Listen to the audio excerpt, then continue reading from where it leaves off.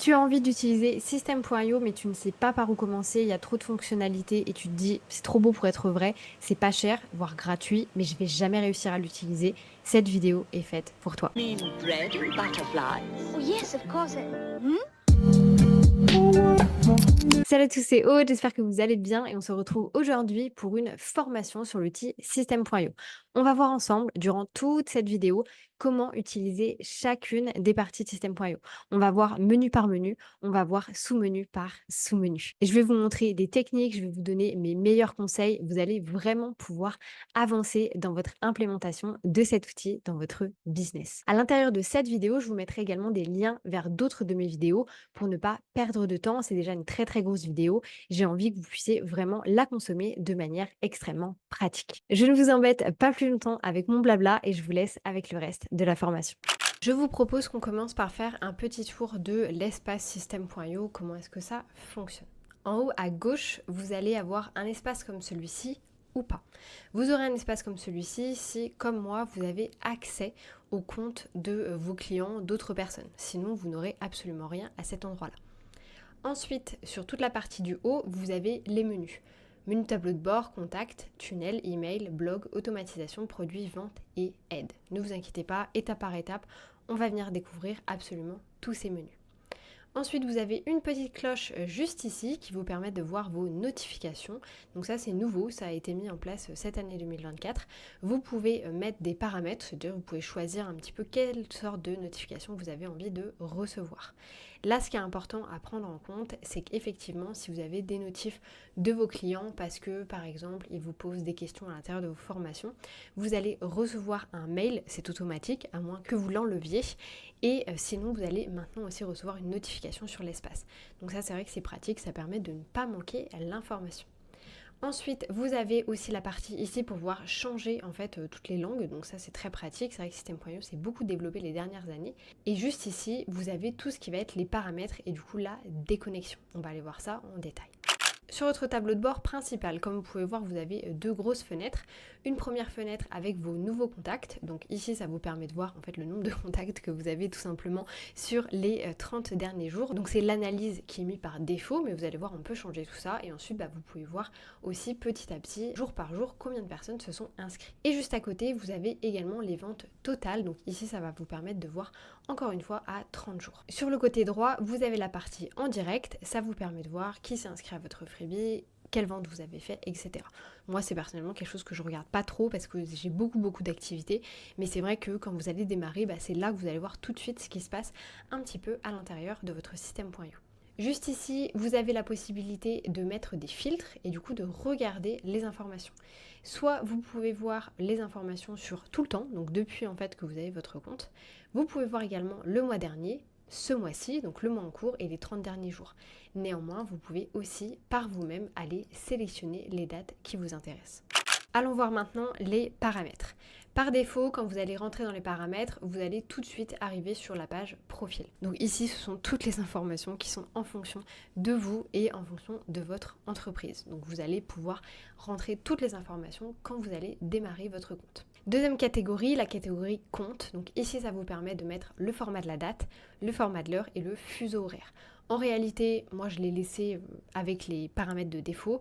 Néanmoins, j'aurais pu faire des changements tout simplement parce que moi je suis par exemple en Thaïlande, mais j'ai décidé de laisser sur le fuseau horaire de Paris parce que c'était plus simple pour moi de réfléchir quand est-ce que mes clients allaient recevoir tel ou tel email, quand est-ce que j'allais valider telle ou telle chose, que de toujours devoir faire le calcul avec la différence de temps. Vous avez ensuite le paramètre gérer mon plan system.io. Donc ici, ça vous permet tout simplement de pouvoir changer de plan si vous avez envie de changer de plan, mais surtout de voir un petit peu où est-ce que vous en êtes. Comme vous pouvez le voir, suivant le plan sur lequel vous êtes, vous avez un nombre de contacts maximum, donc ici 5000, ici 10 000. Là, ça vous permet d'avoir les informations. Moi, je vois que je suis à 5000 sur 10 000. Imaginons pour X raison, j'aurais voulu retourner au pack Startup. Ce n'est pas possible parce que j'ai trop de contacts. Ça, c'est une partie sur laquelle vous n'allez pas forcément beaucoup aller, mais c'est juste que ça vous permet d'avoir toute l'information. Vous avez également le pack illimité juste ici, où du coup, tout est absolument illimité. Néanmoins, si moi, il y a un pack pack que je mets vraiment en avant, c'est celui-ci, parce que vous avez vraiment beaucoup de choses à l'intérieur. Ce qui est bloquant avec le pack Startup, pour des personnes comme moi par exemple, qui ont beaucoup de produits, qui ont une boutique, etc., ce sont les règles d'automatisation. Vous voyez, moi j'en ai 28, je peux en avoir que 10. Les workflows, vous pouvez en avoir que 5, moi j'en ai déjà 3, donc c'est là où ça peut être bloquant. Pareil avec les tags. Donc là, ça dépend vraiment de votre business, ce que vous allez vendre, etc. Pour démarrer, vous pouvez très bien passer par la première option, c'est-à-dire de commencer avec le plan gratuit. Le blocage que vous allez avoir, c'est au niveau des règles d'automatisation parce que vous n'en aurez qu'une seule. Vous avez ici la possibilité de payer à l'année ou, si vous le souhaitez, vous pouvez également payer par mois.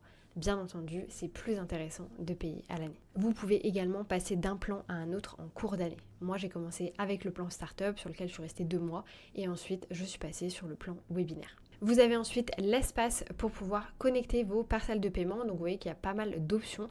À l'époque, il y avait uniquement Stripe et PayPal et maintenant System.io vraiment va pouvoir être connecté à beaucoup plus de choses. Donc ici, le format il est assez simple. Vous allez cliquer sur connecter. Ça va vous envoyer sur une pop-up. Vous allez connecter en fait votre espace. Ça se fait en 30 secondes. La gestion des abonnements, c'est tout simplement votre abonnement. Ça vous permet de voir la date à laquelle ça a été souscrit et vous pouvez, si vous le souhaitez, annuler l'abonnement directement d'ici. Ensuite, on a l'espace emailing, donc là où vous allez pouvoir faire la validation de votre email et la validation de votre nom de domaine. Je ne vais pas en parler dans cette vidéo parce que sinon ça ferait une vidéo beaucoup trop longue, mais je vous mets juste dans le petit ici une première vidéo que j'avais fait sur comment mettre son espace quand on vient de OVH et je vous mets une autre vidéo où j'avais fait à peu près la même chose mais en un petit peu plus complexe quand on vient de Hostinger. Ensuite, on a l'espace formation où là, vous allez juste pouvoir mettre la photo, en fait, votre photo si vous le souhaitez. Vous allez pouvoir sélectionner si vous voulez sauvegarder l'activité des étudiants ou non et pouvoir désactiver le téléchargement des fichiers audio et vidéo depuis l'espace membre. Donc ça, c'est hyper intéressant parce que si jamais vous avez besoin de récupérer certaines vidéos, vous pouvez cliquer ici pour pouvoir vous-même les télécharger. On continue avec les pages de paiement. Ici, ce qui est très intéressant, honnêtement, je ne vais pas rentrer dans le détail parce qu'en soi, là, vous avez uniquement la partie conditions générales de vente, donc CGV. Là, ce qui est intéressant, c'est cette partie-ci. Ne pas facturer la TVA aux clients lors de la vente de produits. Donc, tant que vous n'êtes pas assujetti à la TVA, vous devez cliquer ici. À partir du moment où vous êtes assujetti à la TVA, vous devez uncliquer cette partie-ci. La devise, bien entendu, vous pouvez l'accéder aussi. Et ici, ça vous pose une question. Quand vous donnez accès aux personnes à des abonnements, donnez accès uniquement après la réception du premier paiement ou donnez accès immédiatement à la création d'une commande. Moi, personnellement, j'ai laissé sur les informations de défaut. La partie funnel de vente, moi personnellement, je l'utilise pas, donc je vous avoue que je ne sais même pas comment elle fonctionne. Le programme d'affiliation, donc ça vous permet tout simplement de pouvoir, si vous le souhaitez, connecter en fait votre compte pour pouvoir recevoir de l'affiliation et ça vous met aussi vos commissions par défaut. Donc ça, on y reviendra un petit peu plus en détail, mais sur chaque produit en fait que vous allez mettre en avant, les personnes ont la possibilité de mettre vos liens en avant et de toucher des commissions. Donc c'est ici que vous allez venir mettre les montants de base, mais ensuite vous pouvez adapter par produit. Vous avez ensuite les domaines personnalisés, donc de base vous avez le domaine de System.io et ensuite vous pouvez vous-même rajouter votre domaine. Encore une fois, je vous renvoie vers les vidéos que je vous ai mis dans le petit pour pouvoir rajouter son nom de domaine. Vous avez ensuite l'espace pour les clés API publiques, donc ça c'est tout ce qui va être quand vous avez besoin de connecter System.io à un autre système, type ActiveCampaign, ce genre de choses. Moi personnellement, c'est pas quelque chose que je vais utiliser, donc on n'en parlera pas ici. Vous avez par défaut la partie ActiveCampaign qui est activée juste ici, tout simplement parce que ActiveCampaign c'est un petit peu la plateforme qu'on utilise le plus pour le mailing. Attention, vous n'en avez pas besoin. Vous avez déjà le mailing qui est intégré à l'intérieur de System.io. Vous avez ensuite le paiement des commissions d'affiliation, donc ça c'est pour vous, vu que vous êtes affilié en fait par défaut à System.io. Si des personnes utilisent votre lien pour s'inscrire, c'est sur ce compte-là en fait vous allez mettre votre compte pour pouvoir recevoir les informations. Vous avez ensuite la partie notification, donc là vous pouvez valider en fait ce que vous avez envie de recevoir, donc m'envoyer un mail lorsque je réalise une vente en tant que vendeur, ne pas envoyer de facture au client par email lorsqu'il effectue un achat en tant qu'entreprise, etc. Donc là c'est un petit peu à vous de choisir ce que vous voulez voir. Vous avez ensuite les membres de l'espace de travail. Donc moi, comme vous pouvez le voir, j'ai 2 personnes qui sont rajoutées, donc mon bras droit et ma community manager. Donc ça, en fait, il vous suffit de cliquer sur inviter, mettre l'adresse de la personne. Elle va, elle, recevoir un email. Tant qu'elle n'a pas validé l'email, ici, vous aurez une petite croix. Et une fois qu'elle a validé l'email, vous aurez un petit V. Donc ça veut dire que la personne a accès à votre compte. Vous avez 2 formats. Si vous allez ici, vous pouvez voir que vous avez assistant et administrateur. Assistant, il va pouvoir voir tout, à part la liste de contacts, mais aussi sur le tableau de bord, il ne verra pas en fait tout l'aspect financier de votre business, alors que l'administrateur verra tout. Et en dernier, vous avez la sécurité, donc là c'est si jamais vous avez envie d'activer l'authentification à 2 facteurs, mais aussi changer votre mot de passe. Je vous propose que nous allions faire un tour dans les différents tableaux de bord qu'il existe. Donc on a vu le premier tableau de bord, je ne reviendrai pas dessus. Ensuite, vous avez 3 autres espaces.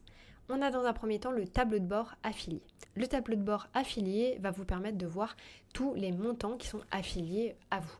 Par exemple, ici, on voit bien qu'on a une date, donc du 25 mai au 24 juin. Et moi, on peut voir que j'ai gagné 111 € en affiliation. Sur le côté droit, on peut voir que mes gains du jour, il y en a 0. Les 7 derniers jours, j'en ai pour 37 €. Les 30 derniers jours, 111. C'est bien ce qu'on a ici. J'ai 817,26 € de commissions qui m'ont déjà été payées. Et j'en ai 148,03 € qui sont en attente. Mon total de commission est donc de 1000 €. Ici, j'ai accès à mon identifiant affilié. Donc ça va vous servir en fait à chaque fois que vous devez créer votre lien affilié avec des formations qui sont sur System.io. Et j'ai 25 contacts qui sont du coup générés sur cette affiliation-là. J'ai ici le lien de promo du coup de System.io qui me fait gagner 60% de commission à vie. Donc si vous passez par mon lien, imaginons vous payez 100 €, en réalité, moi j'en touche 60. Ensuite, on a les offres de la marketplace, donc ça j'en parlerai pas forcément ici, mais en fait l'intérêt aussi de System.io, c'est que vous avez une marketplace et que vous pouvez vous décider de vous faire un business uniquement sur l'affiliation. C'est-à-dire de prendre des formations qui sont déjà créées et déjà sur la marketplace, on va les regarder et les mettre en avant et gagner de l'argent comme ceci. Si je descends, je vois ici que j'ai 6 paiements en cours. Donc en fait, ce sont les personnes qui sont rattachées à moi et tout l'argent qui est ici, en fait, je vais le toucher en fait via ça. Et si vous descendez tout en bas, vous avez également vos factures juste ici. Donc ça, c'est si vous avez besoin de les récupérer, si vous êtes en société, enfin même en micro-entreprise, vous pouvez les récupérer ici. Donc là, je n'ai que celle du 10 juin, mais si je change bien entendu les dates ici, je verrai toutes les dates. On continue ensuite avec le tableau de bord étudiant. Le tableau de bord étudiant, comme il porte bien son nom, c'est l'accès à toutes les formations que vous avez. Donc moi j'en ai pas mal. Après toutes celles-ci, en fait ce sont des accès que j'ai directement via System.io. Si vous avez un compte System.io, vous aurez sans doute exactement les mêmes. Par contre, ce genre de choses-là, ce sont des formations soit que j'ai achetées, soit moi j'y ai accès en fait via mes clients. Ici, vous avez la possibilité de regarder les formations que vous avez, mais aussi de cliquer sur Explorer. En cliquant sur Explorer, vous allez voir des formations auxquelles vous avez accès. Donc ça, par exemple, c'est les miennes. Mais vous allez aussi pouvoir voir d'autres formations. Donc là, c'est à vous de voir si vous voulez regarder ce que c'est, etc. Moi, personnellement, c'est pas du tout un menu que j'utilise. Et pour terminer, on a le menu Marketplace. Donc comme je vous le disais ici, c'est vraiment un espace où vous allez pouvoir voir toutes les formations qui existent et en fait vous affilier à elles. Donc moi, je pourrais très bien dire à partir de maintenant que je vais mettre en affiliation en fait ce programme-là à mon audience. En fait, je vais leur dire achetez cette formation, être payé pour écouter de la musique, 25 € par jour. Et en fait, là, ça me dit que je touche 70% de taux de commission, ce qui est énorme. 70%, c'est vraiment beaucoup. Et en fait, vous en avez plein. Et il y a des personnes qui ne font que leur business là-dessus. Alors attention, parce que forcément, il faut être sûr de la qualité de la formation derrière. Il faut être sûr que vous allez mettre ça devant votre audience, mais que ça va pas être de l'arnaque ou quoi que ce soit. Donc je vous invite à faire très attention. Je pense quand même que System.io vérifie les formations qui sont ici, mais je suis pas sûre à 100%. Donc faites attention si vous utilisez ce menu-là. On continue avec le menu Contact. Donc dans le menu Contact, comme vous pouvez le voir ici, vous allez avoir tous vos contacts. Donc moi, j'ai pas de filtre mis en place, donc je peux voir les 5467 personnes qui sont inscrites à ma liste email. Je vais avoir ici l'opportunité de mettre des filtres et ici l'opportunité de regarder des fils que j'ai enregistrés. Donc moi, j'en ai enregistré aucun, donc forcément, ça ne marche pas. Les informations que j'ai, c'est quand est-ce que la personne a été ajoutée, donc quand est-ce qu'elle s'est inscrite, l'email du client, que vous ne pouvez pas voir bien entendu, et les tags. J'ai également d'autres options, donc le tag, c'est ce par quoi elle est passée. Donc là, par exemple, la première personne, on voit bien qu'elle est dans ma liste email parce qu'elle a téléchargé toutes mes templates Notion. Ici, vous avez aussi la possibilité d'ajouter un contact si vous le souhaitez. Donc là, vous pouvez remplir en fait toutes les informations, lui mettre un tag par défaut, etc. Donc ça, c'est si jamais vous voulez le faire manuellement. Vous avez également la possibilité d'importer des contacts. Donc ça, c'est très bien si jamais vous venez de systèmes type Brevo, MailerLite, ActiveCampaign. Vous pouvez prendre tous vos contacts et venir les mettre ici directement. Sur le côté gauche, on a donc toute la partie filtrage. Donc ici, vous pouvez filtrer tout simplement. Vous pouvez filtrer par email. Ça, c'est si vous avez envie de retrouver quelqu'un en particulier. Retrouver avec le prénom, le nom de famille, le pays, l'adresse, le code postal, le numéro de téléphone nom d'entreprise. Ok. Toutes les informations en fait que vous avez ici. Ça devient intéressant à partir d'Instagram parce que là vous pouvez du coup aller regarder les personnes qui sont peut-être que dans le tag par exemple fondation. En faisant ceci, le système va se rafraîchir et là moi ça me permet de voir que j'ai 352 personnes qui sont dans le tag fondation. Vous pouvez ajouter une condition, c'est-à-dire voir plusieurs personnes. Donc moi j'aimerais voir toutes les personnes qui sont dans le tag fondation et toutes les personnes qui sont dans le tag masterclass Less is Productivity. Et là en fait ça vous permet vraiment de filtrer et de voir uniquement certaines choses. On continue ensuite, vous avez la date d'ajout, donc ça vous permet de voir toutes les personnes qui sont rentrées peut-être sur le mois de mai et vous pouvez continuer à ajouter des conditions. Donc là vous avez après le, avant le et au, donc pour avoir une date précise. Vous allez avoir l'activité de l'email, donc par exemple aucune activité depuis. Donc ça c'est hyper intéressant quand vous avez envie de voir les gens qui ne lisent pas vos mails, qui ne se connectent pas sur vos plateformes, etc. parce que ça veut dire que c'est un peu des contacts qui sont morts. Attention, je dis pas qu'il faut les supprimer, mais ça vous permet de voir depuis combien de temps la personne n'a pas été active. Là où ça devient encore plus intéressant, c'est l'état du contact, où ça vous permet de voir les gens actifs, les gens désinscrits, les gens bounce. Donc les gens bounce, en fait c'est souvent que l'adresse mail n'est pas bonne et du coup ils ne reçoivent jamais votre mail. Les gens qui ont fait au moins un paiement et les gens qui n'ont fait aucun paiement. Les gens désinscrits, là c'est très intéressant d'aller voir parce que parfois vous allez avoir une grosse liste email ou pas et en fait vous allez vous rendre compte mais je comprends pas, personne n'ouvre mes mails ou alors mes mails ne partent pas, j'ai 500 personnes et en fait mes mails ne parlent qu'à 200 personnes. Oui, parce que potentiellement vous avez 300 personnes qui sont désinscrites. Et à partir du moment où les personnes sont désinscrites, elles ne recevront plus jamais vos emails. Donc là, ce qui est intéressant, de temps en temps, peut-être une fois par mois, c'est d'aller dans la catégorie des inscrits et de venir supprimer les personnes en totalité. Vous pouvez les sélectionner comme ceci et en fait, ça va vous proposer soit de supprimer, soit plus d'actions, donc rajouter un tag, exporter, etc. Et pour terminer, vous avez l'option envoyer par l'affilié. Et du coup, là, ça vous permet de mettre l'identifiant ou l'adresse mail de l'affilié. Ce qui peut être intéressant, c'est que si vous utilisez toujours un peu les mêmes filtres, c'est de venir mettre vos filtres en place et d'enregistrer le filtre. Comme ça vous vous permet derrière de ne pas toujours devoir mettre les mêmes informations. Je vous donne un exemple. Moi, tous les mois, du coup, je vais regarder le nombre de personnes qui sont dans mon tag de Freebie 1, Freebie 2, Freebie 3, Freebie 4. Je pourrais en fait faire ça automatiquement et du coup, ça me permettrait de changer uniquement les dates et ça serait un gain de temps forcément. On va ensuite dans le menu tag où ici, vous avez la possibilité de créer des tags. Donc, l'intérêt des tags, c'est de venir mettre les personnes dans des listes email. Donc, comme vous pouvez le voir ici, moi j'ai 12 tags, donc soit ce sont des produits, soit ce sont des freebies, etc. Je vais avoir la possibilité de voir qui est rentré aujourd'hui, hier, et la totalité des personnes. Je peux voir aussi les personnes qui sont désinscrites et j'ai également le total des ventes et les ventes par contact. Donc ça, moi je vous le montrerai pas, mais voilà, vous avez ces informations-là également. Ici, le gros intérêt, c'est de vraiment comprendre combien de personnes sont à l'intérieur de vos différents tags. Les tags, on va beaucoup les utiliser en fait pour tout ce qui va être ensuite automatisation à l'intérieur de nos tunnels de vente. On va maintenant découvrir ensemble tout ce qu'il y a à savoir sur la partie tunnel de vente sur System.io. C'est sans doute la partie que vous allez le plus utiliser sur l'outil, donc faites bien attention à tout ce que je vais vous dire ici. S'il y a des informations qui vous sont manquantes, n'hésitez surtout pas à me poser des questions en commentaire. Déjà, quand vous arrivez sur une page comme celle-ci, donc bien entendu la vôtre sera complètement vide.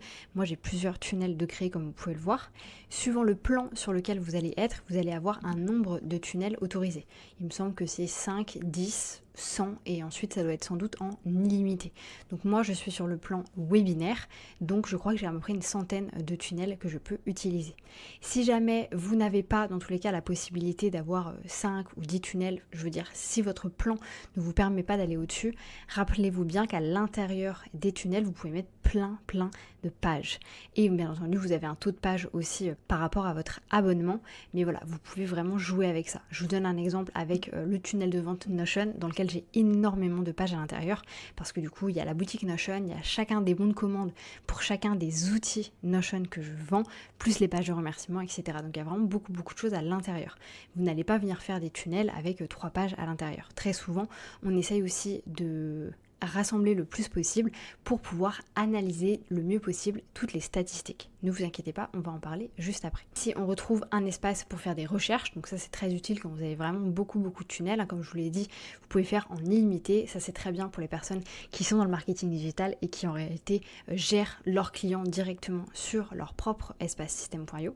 Ici, vous avez la possibilité de voir les tunnels qui sont actifs ou inactifs, parce que imaginons, vous avez une limite à 10, vous avez besoin d'en créer un 11e, mais en réalité il y en a un que vous n'utilisez pas, et bien vous pouvez venir ici et vous pouvez tout simplement venir le désactiver. Ensuite, on va retrouver les filtres. Pour pouvoir avoir accès à cette partie inactive, il ne vous suffit pas de cliquer ici, il va vous falloir cliquer également sur filtre. Dernier bouton qu'on va avoir en haut à droite, vous avez le bouton pour créer, donc ne vous inquiétez pas, on va découvrir tout ça ensemble. Ensuite, quel type d'information est-ce que vous avez ici? Vous avez le nom de votre tunnel de vente, donc vous pouvez cliquer ici pour y accéder. Vous avez son statut, donc s'il est inactif, bien entendu, on aura une croix et il me semble elle est grise. On aura ici la date de création, donc le moment où ça a été créé. Et pour terminer, vous avez des options. Vous avez dans un premier temps l'option de voir, c'est exactement la même chose que si vous cliquez juste ici. Vous avez ensuite l'option de le dupliquer, donc ça c'est très intéressant si vous avez envie de l'envoyer à quelqu'un pour qu'il puisse faire des modifications ou vous avez tout simplement envie d'utiliser en fait une de vos templates. Vous avez l'option de le partager, donc ça c'est très intéressant. En cliquant sur partager, vous allez avoir un lien qui va apparaître. Ce lien, il vous suffit du coup de le copier et de l'envoyer à une personne et elle aura accès à vos templates. Si c'est pas déjà fait, honnêtement je pense que ce sera pas le cas, mais au cas où si vous regardez cette vidéo, à l'intérieur de ma boutique Notion, j'ai aussi une partie boutique système.io où normalement mes templates seront à vendre. Et bien quand ce sera le cas, vous aurez en fait accès à un lien comme celui-ci et vous pourrez tout simplement cliquer pour les mettre chez vous. Ensuite, on va avoir l'option de désactiver le tunnel de vente, les paramètres qui en réalité sont juste le changement du nom de domaine et de la devise, mais également des moyens de paiement qui sont acceptés. Donc en France, on va utiliser uniquement celui-ci et il me semble que iDeal et Bancontact sont utilisés pour la Belgique. Et pour terminer, on a l'option également de le supprimer. Maintenant, ce que je vous propose, c'est qu'on aille regarder de zéro comment fonctionne la partie création de tunnel de vente. Je vais cliquer ici sur créer et là tout de suite j'ai plusieurs options. Donc nous on va faire un test aujourd'hui qui va être un test pour cette formation. On me propose de choisir mon nom de domaine. Donc ici vous voyez que par défaut ça me met le nom de domaine de système.io. Moi ça ne m'intéresse pas. J'ai envie d'avoir mon propre nom de domaine. Et d'ailleurs c'est même pas que ça ne m'intéresse pas. Aujourd'hui, et ça depuis le 1er février 2024, vous ne pouvez plus utiliser le point système.io. Pour la plupart du référencement et dans tous les cas des plateformes que vous êtes amenés à utiliser, type Meta, Instagram, etc., ce sont des noms de domaine qui sont bannis. Donc vraiment je vous invite à acheter votre nom de domaine et à le mettre directement sur système.io. Si c'est pas déjà fait, je vous mets une première vidéo juste ici où je vous explique comment est-ce que vous pouvez le faire via OVH, mais également comment est-ce que vous pouvez rajouter votre email. Et je vous mets une deuxième vidéo juste après où je le montre également sur Hostinger. D'ailleurs, dans la deuxième vidéo, je vous montre aussi, si jamais vous avez déjà un site web qui est sur votre nom de domaine, je vous montre comment faire pour rajouter une extension à ce site web via système.io. Ensuite, vous avez 4 options. L'option de créer une audience qui vous dit bien attirer de nouveaux contacts sur votre liste email. Donc ici, très franchement, ça va vous créer déjà un tunnel avec des pages préfaites. Il me semble que ça va être tout ce qui va être page de capture, page de remerciement et je crois que c'est tout. Donc ça ne nous intéresse pas. La partie vente, tout de suite, va vous proposer une page de vente, bon de commande, page de remerciement. La partie webinaire va vous proposer toutes les pages dont vous avez besoin pour un webinaire. Et la partie créer un tunnel personnalisé va vous permettre de commencer tout de zéro. C'est ce qu'on va aller voir puisque dans tous les cas, on va découvrir toutes les pages. Je clique sur sauvegarder et tout de suite, vous voyez, il est venu se rajouter ici. Je clique et on vient à l'intérieur. Là, j'ai aucune information pour l'instant, donc je ne peux pas faire grand-chose. Toute cette partie de paramètres, règles d'automatisation, etc., on ira les voir dans un autre de mes tunnels pour que je puisse vous montrer un petit peu à quoi ça ressemble quand il y a vraiment des datas. Nous, ce qu'on va faire dans un premier temps, c'est aller découvrir toutes les différentes étapes et en soi, toutes les différentes pages que vous pouvez créer. Un petit mot rapidement sur les options que vous avez là. Vous avez l'option de voir le tunnel. Donc là, il n'y a pas de page, donc il ne va rien se passer. Mais si vous cliquez dessus, quand vous avez des pages qui sont actives, ça va tout simplement vous ouvrir la première page. Ensuite, vous avez l'option des paramètres. Donc là, on se retrouve avec les mêmes paramètres qu'on avait à la base. Et pour terminer, on a offre sur la marketplace. Donc ici, on en a déjà parlé au tout début de cette vidéo, mais System.io est un outil pour que vous puissiez faire de l'affiliation sur vos formations et c'est relié à ça.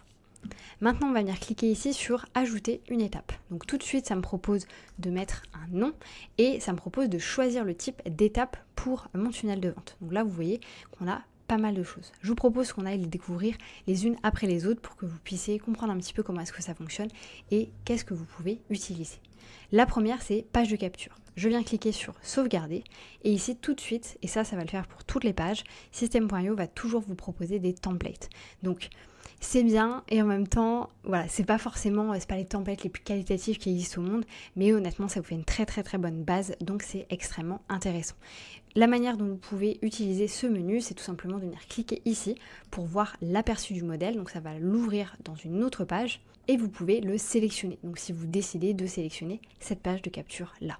Je vous montre une de mes pages de capture, comme ça va vous permettre un petit peu de mettre des mots et des images sur tout ce dont je suis en train de vous parler.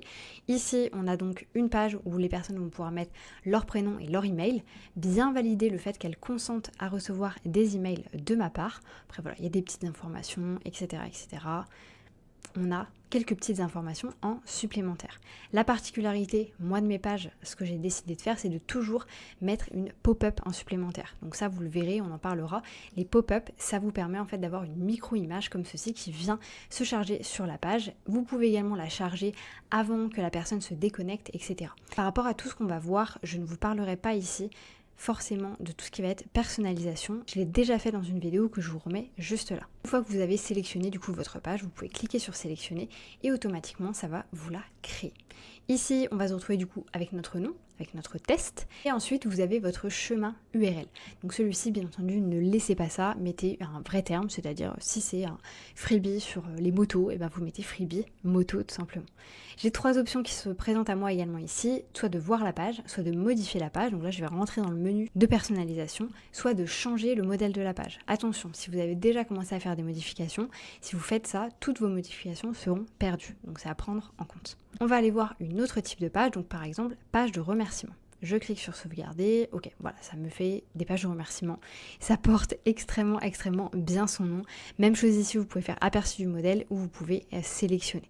Je vous montre un petit peu à quoi ça ressemble, je vous montre pas forcément une des miennes, mais voilà à quoi ressemble une page de remerciement, tout ce qu'il y a de plus classique. On continue avec le formulaire. Donc le formulaire, qu'est-ce que c'est? C'est tout simplement une page comme celle-ci, je vous montre de l'aperçu, qui va vous permettre d'intégrer ça à l'intérieur d'une autre page. C'est-à-dire, potentiellement, vous allez avoir un formulaire comme celui-là, vous n'allez pas forcément vouloir l'avoir que sur une seule page. Vous voulez l'avoir à plusieurs endroits, sauf que tout le data, vous voulez qu'il rentre sur ce formulaire-là en particulier. Donc très souvent, ce format-là est utilisé sur des sites web. Vous allez créer votre site web et en fait, vous allez utiliser un formulaire comme celui-ci pour pouvoir capturer les mails, les prénoms, les noms de vos potentiels prospects. Je vous montre un exemple, on est ici sur mon Linktree, donc mon lien en bio sur Instagram, et si on descend tout en bas, on va voir que ici, on a du coup une intégration pour ma newsletter. Donc ici, on peut mettre prénom, email et je m'inscris. On n'est pas redirigé vers quoi que ce soit, on est juste inscrit à la newsletter. On a ensuite le formulaire pop-up. Ça, je vous avoue, je ne l'ai jamais utilisé, donc je ne sais pas forcément à quoi ça ressemble. Ok, voilà, ça va être à peu près le même style de choses. Honnêtement, c'est quelque chose que vous pouvez aussi créer. La particularité, c'est que ça, on va vraiment venir l'utiliser plus sur un site web. Parce que si vous êtes déjà sur une page System.io, vous pouvez créer la pop-up directement à l'intérieur de votre page, alors que ici, c'est vraiment à utiliser en fait sur un site qui va être externe. Et pour terminer sur la partie opt-in, comme vous voyez ici, on se retrouve avec le lien en bio. Donc ça, c'est une nouveauté, c'était pas actif avant. C'est tout simplement le Linktree. Je pense que si je vous montre ça, vous voyez très bien ce que c'est qu'un Linktree. Donc maintenant, vous avez la possibilité aussi de créer votre Linktree directement sur System.io. Moi, personnellement, ce que je trouve très intéressant ici, c'est qu'en fait, ça va vous permettre d'avoir tous les datas. Je sais qu'il y avait une remarque qui m'avait été faite au niveau du Linktree où on m'avait dit oui, mais moi, Aude, j'aime bien le vrai format Linktree de la marque Linktree parce que ça me permet de voir combien j'ai eu de clics en fait sur le lien en particulier. Sauf qu'en fait ça, vous avez tous les datas à l'intérieur de System.io, donc vous n'avez clairement pas besoin de Linktree pour ça. Et en réalité, vous pouvez aller beaucoup plus loin que ça. Là, par exemple, celui-ci, moi, je l'ai beaucoup utilisé pour certaines de mes clientes. Mais encore une fois, je vous remonte le mien.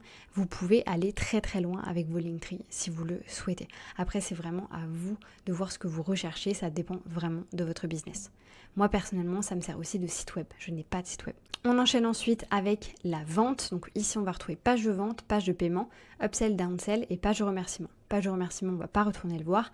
Page de vente, même chose encore une fois, vous allez toujours avoir des exemples. Donc vous allez pouvoir utiliser des templates. Si on va en voir une, voilà à quoi ressemble une page de vente. Donc là, en réalité, c'est un peu page de vente, site web. On peut utiliser les deux pour cette partie-là. Mais par exemple, celui-ci est très très bien. Je trouve que c'est extrêmement bien fait. On va retrouver ensuite page de remerciement, que moi j'ai tendance à beaucoup appeler bons de commande, parce qu'il me semble que ça s'appelait comme ça à une certaine époque. Donc là en fait c'est tout simplement les bons de commande que vous pouvez utiliser pour que les personnes passent à l'action au niveau de l'achat et puissent tout simplement acheter. On va ensuite retrouver upsell et downsell, on va aller voir un petit peu à quoi ressemble l'upsell. En soi, alors là c'est des notions plus marketing, donc je ne sais pas si je vais rentrer dans le détail là-dessus, mais une fois que les personnes ont atterri sur un de vos bons de commande, je vous montre un exemple. Par exemple, ici, on est sur une de mes pages de vente, donc de mon calendrier de communication clé en main, qui est un de mes tout petits produits. Je vais aller sur le bon de commande, qui se représente juste ici. Et vous voyez juste en bas, on va avoir ce qu'on appelle bump order. Donc ça, déjà, c'est quelque chose que vous pouvez rajouter sur votre bon de commande. Et ensuite, une fois que la personne est passée à l'action, qu'elle a cliqué sur valider le paiement, vous avez aussi la possibilité de lui faire un upsell. C'est de lui dire, attends, pars pas tout de suite, je te fais une offre exceptionnelle. Je vous montre. Ici par exemple, on est sur la page de remerciement du produit que je vous ai montré juste avant. Donc imaginons que vous venez d'acheter le produit, 47 €.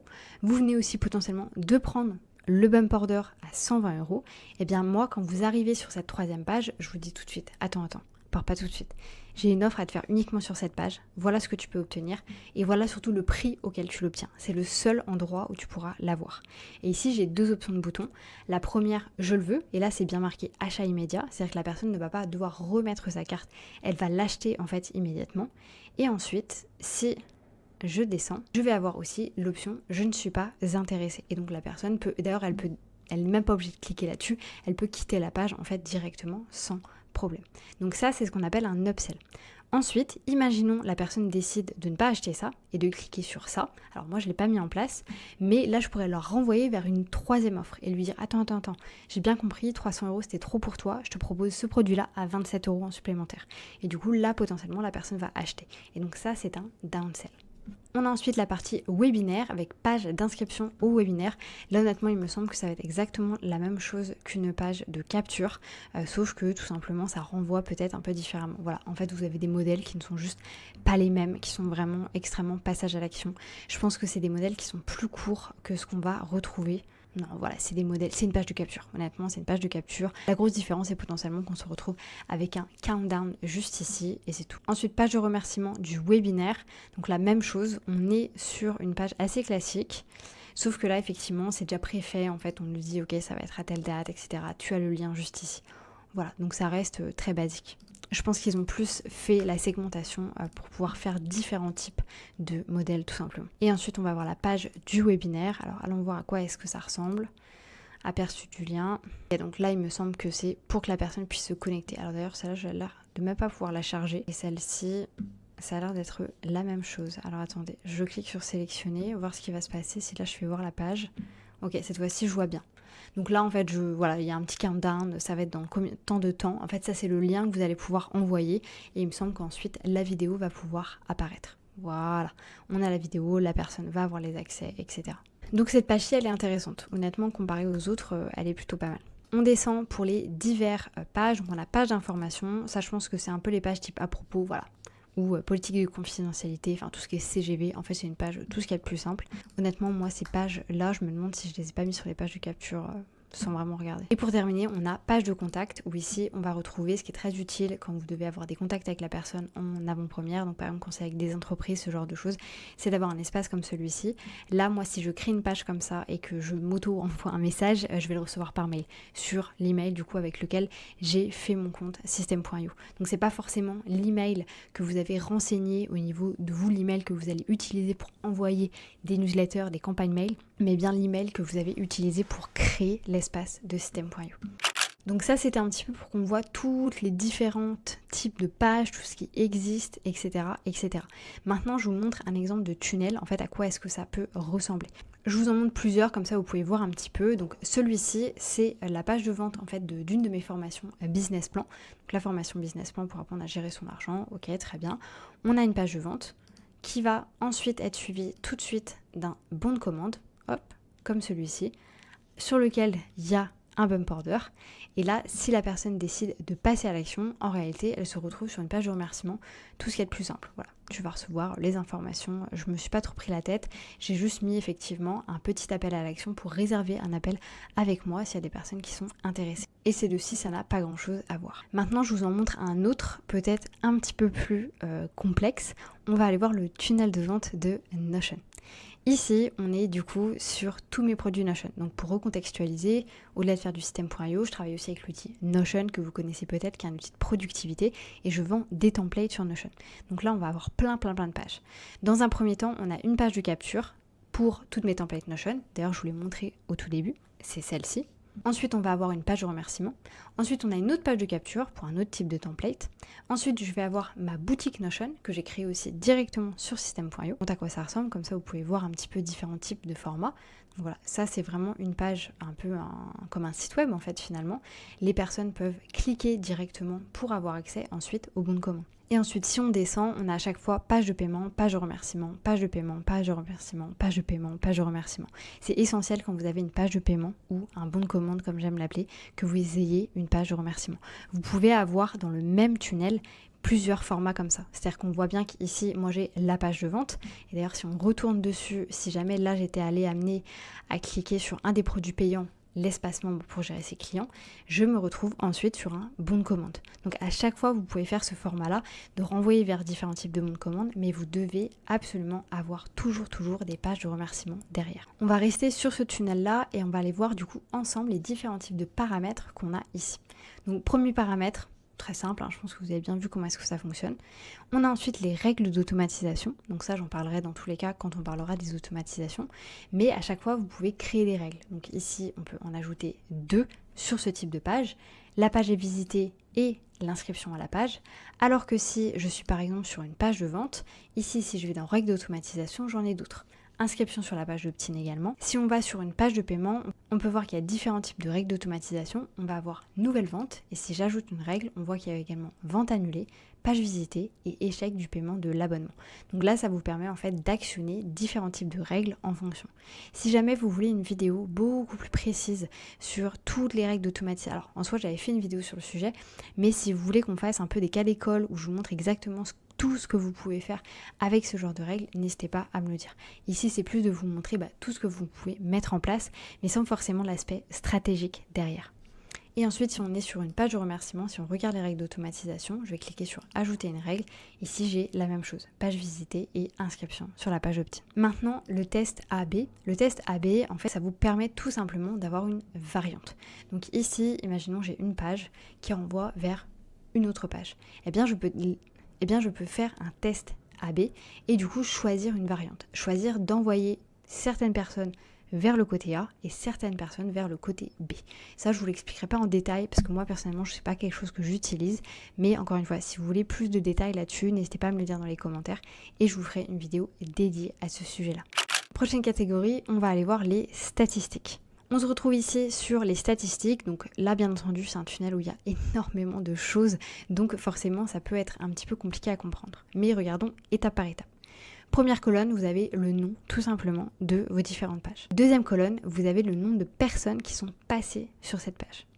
Troisième colonne, vous avez le nombre de personnes qui se sont inscrites sur cette page, s'il s'agit d'une page de capture, et du coup vous avez aussi le taux de conversion. On prend la première ligne. Ça, c'est donc ma page, toutes mes templates Notion. Il y a 8000 personnes qui sont passées dessus et il y en a 5000 qui se sont inscrites.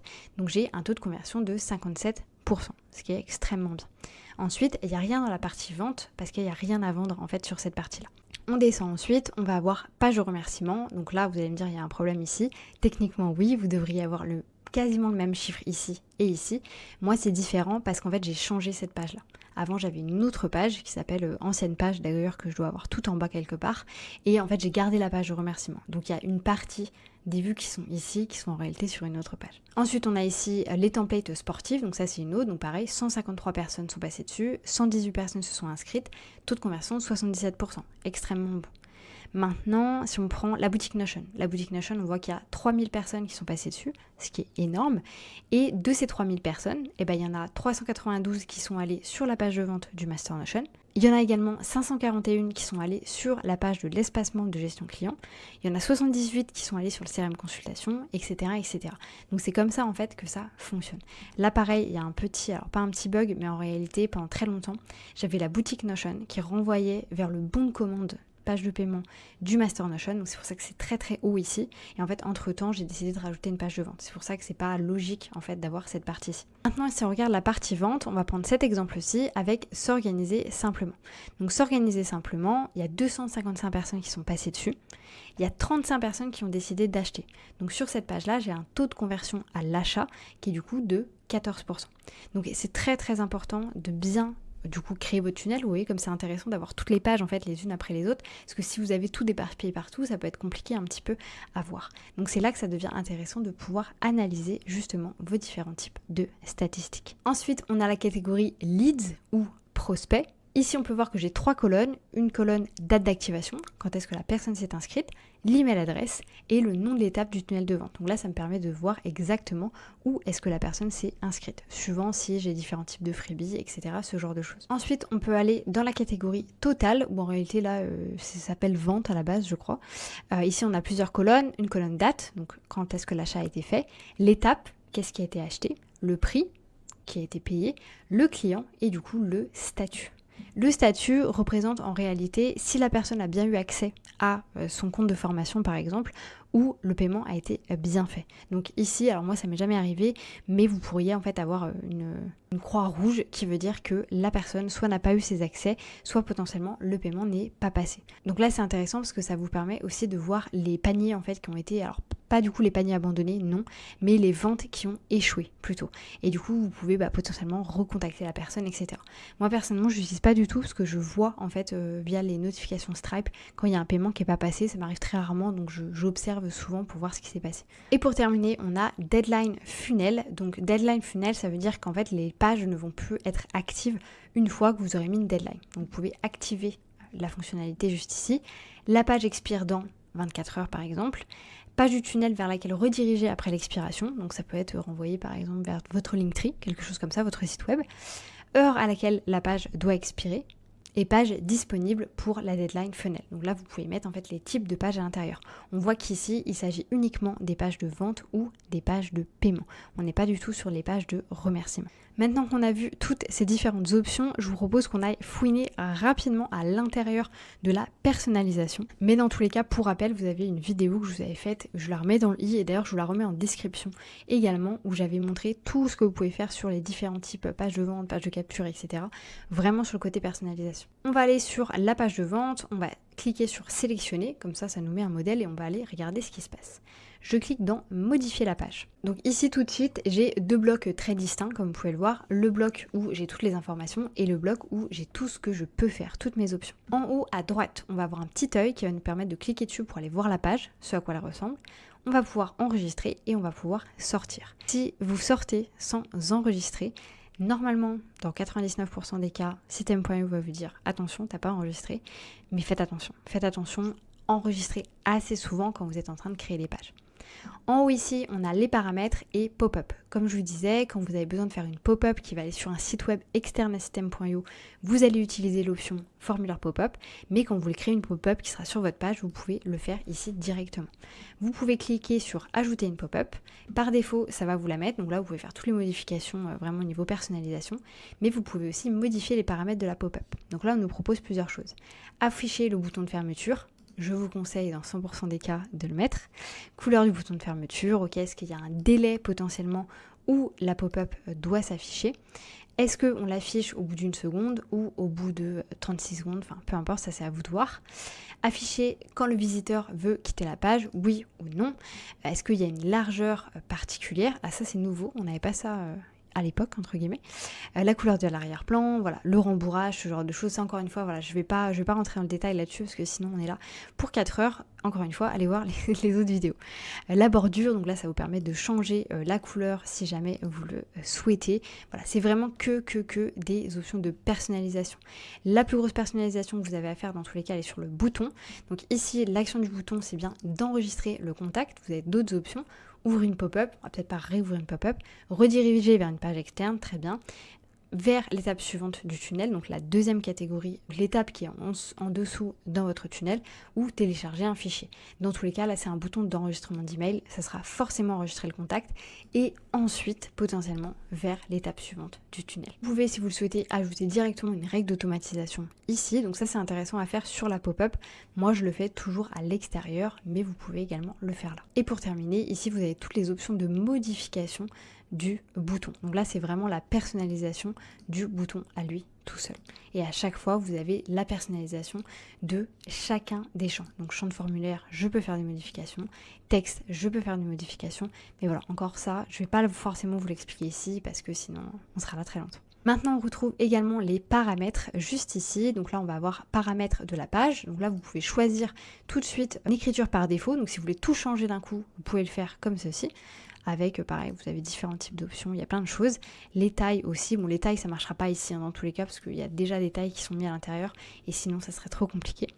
La couleur des liens, vous pouvez également les changer par défaut si vous le souhaitez. Couleur du texte également. Et encore ça, je suis pas sûre que ça fonctionne très bien. Ça fonctionne sur les textes qui sont vraiment en texte. Donc là, on est sur un titre. Là, on est sur du texte. Donc dans ce cas-ci, ça fonctionne. Ensuite, là, on était bien sur police du texte par défaut. Vous avez aussi police des titres. Donc en fait, c'était exactement ce que je disais juste avant. Voilà, si je vais pop-in ici, ça vient me changer uniquement ici. Même chose, vous pouvez du coup changer votre texte, etc. etc. L'angle de la page, vous pouvez également la changer si vous le souhaitez. Vous pouvez rajouter une image de fond, vous pouvez faire l'optimisation des moteurs de recherche. Moi personnellement, je ne vais pas vous parler de ça ici. Encore une fois, si vous voulez une autre vidéo sur le sujet, n'hésitez pas à me le dire. Par contre, ce qui est très important, c'est cette partie-ci, le titre. En fait, quand vous allez mettre votre page, par exemple, ouvrir votre page sur un onglet Chrome, vous savez, il y a un titre en haut avec voilà, découvre mon site web ou peu importe. C'est ce titre-là qui va apparaître. Donc là, c'est hyper important de bien mettre le bon titre. Par défaut, il me semble que System.io met 90% du temps le titre que vous avez mis à l'extérieur. Donc si je referme, je vous remontre, il s'agit de ce titre-là. Néanmoins, ça arrive extrêmement souvent qu'on se retrouve avec un pourcentage titre pourcentage. Donc à ce moment-là, soyez sûr de changer parce que sinon ça fait vraiment pas professionnel. Et ensuite, pour terminer, on pose beaucoup la question à chaque fois. Si vous avez l'espace pour enlever le badge System.io, vous voyez, alors là je vais le mettre, donc il va apparaître, c'est ce fameux badge. Et en fait, à chaque fois, moi personnellement, je l'enlève, mais effectivement, vous pouvez le laisser, c'est à vous de voir. Si vous êtes sur la version gratuite, vous êtes obligé de le laisser. Et ensuite, on a le tracking juste ici. Alors moi, je vous expliquerai pas cette partie-ci parce que pareil, je ne l'utilise absolument pas. On descend en dessous, on a encore deux options, l'option élément et l'option bloc. Donc l'option bloc, juste ici, ça va vous faire des propositions en fait de blocs tout simplement. À savoir que tout ça, ce sont des blocs. Les sessions sont des blocs, donc les sessions, c'est l'ensemble d'un bloc. À l'intérieur d'une session, on a des rangées et à l'intérieur d'une rangée, on va avoir les différentes propriétés. Texte, titre, bouton, etc. Donc ici, ça nous propose des choses. Vous allez avoir, alors ça, si vous démarrez, vous ne l'aurez pas. Mes master blocs, ce sont des blocs que j'ai déjà enregistrés et en fait qui sont synchronisés de partout. C'est-à-dire que si celui-là, je le mets ici, donc je clique dessus, il va se mettre tout en bas. Si je fais des modifs ici, ça va faire des modifs sur l'autre. Donc tout est complètement synchronisé. Très intéressant, mais à y faire hyper gaffe parce que ça peut vite, vous pouvez vite avoir des problèmes si jamais vous effacez quelque chose que vous n'aviez pas envie d'effacer. Ensuite, par contre, vous avez mes blocs où là, vous pouvez récupérer des blocs que vous avez enregistrés. Et d'ailleurs, je vous ai montré juste à l'instant, j'ai juste cliqué dessus, ça l'a mis tout en bas de la page. Moi, je peux aussi le sélectionner et venir le mettre directement là où j'ai envie qu'il soit en format drag and drop. Pour obtenir ce type de bloc, par exemple, j'ai envie d'enregistrer ça parce que j'ai envie de le mettre autre part, vous allez sur la session ou vous allez sur la rangée et en fait, vous allez cliquer sur le petit bouton enregistrer. Par défaut, ça va vous proposer de créer un bloc. Vous lui donnez un nom, vous sélectionnez ou non si vous voulez que ce soit un master bloc et vous cliquez sur créer. attention, pour que ce soit actif, il faut quitter vos pages et revenir. Sinon, ça ne va pas se mettre à jour automatiquement. Ensuite, on retrouve différents types de blocs déjà préfaits pour vous. Fonctionnalités, donc voilà, là je peux le rajouter par exemple en bas de ma page si j'ai envie, si jamais il me plaît. Des blocs pied de page, donc comme ceci, vous voyez, vous pouvez mettre votre logo, vos CGV, etc., etc. Ensuite, on a aussi formulaire d'inscription, du coup, qui est déjà fait.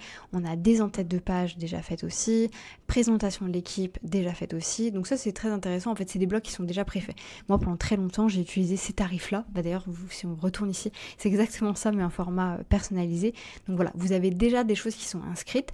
Mais par contre, dans tous les templates que vous avez sur System.io, vous pouvez aller enregistrer les blocs pour pouvoir les réutiliser si vous le souhaitez.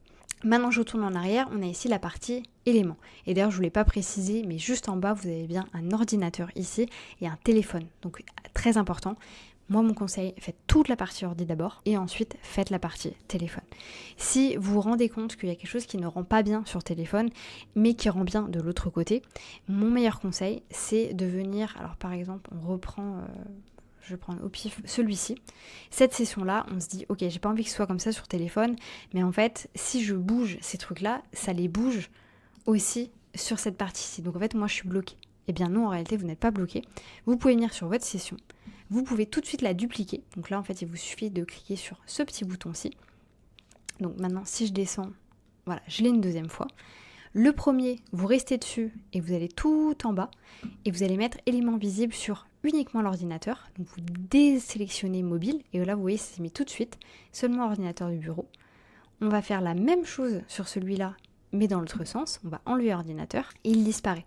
Maintenant, si je vais sur celui pour téléphone, là je peux faire toutes les modifs du monde. Donc, par exemple, on va tester, hein. Ça je supprime, ça je supprime. Donc vous voyez là je n'ai plus rien. Si je retourne sur ma version ordinateur, c'est toujours là. Donc ça vous permet en fait de faire pas mal de modifications. Et moi ça m'est arrivé honnêtement avec certains sites web de refaire tout sur téléphone parce que c'était trop compliqué sinon. Et parfois c'est beaucoup plus simple de le faire de cette manière. J'en profite pour vous montrer aussi les options qu'on a ici. Donc vous avez l'option de supprimer, l'option d'enregistrer un de vos blocs, l'option de dupliquer et l'option de descendre ou monter. Si je fais ça, ça va me le descendre. Si je fais ça, ça va me le monter.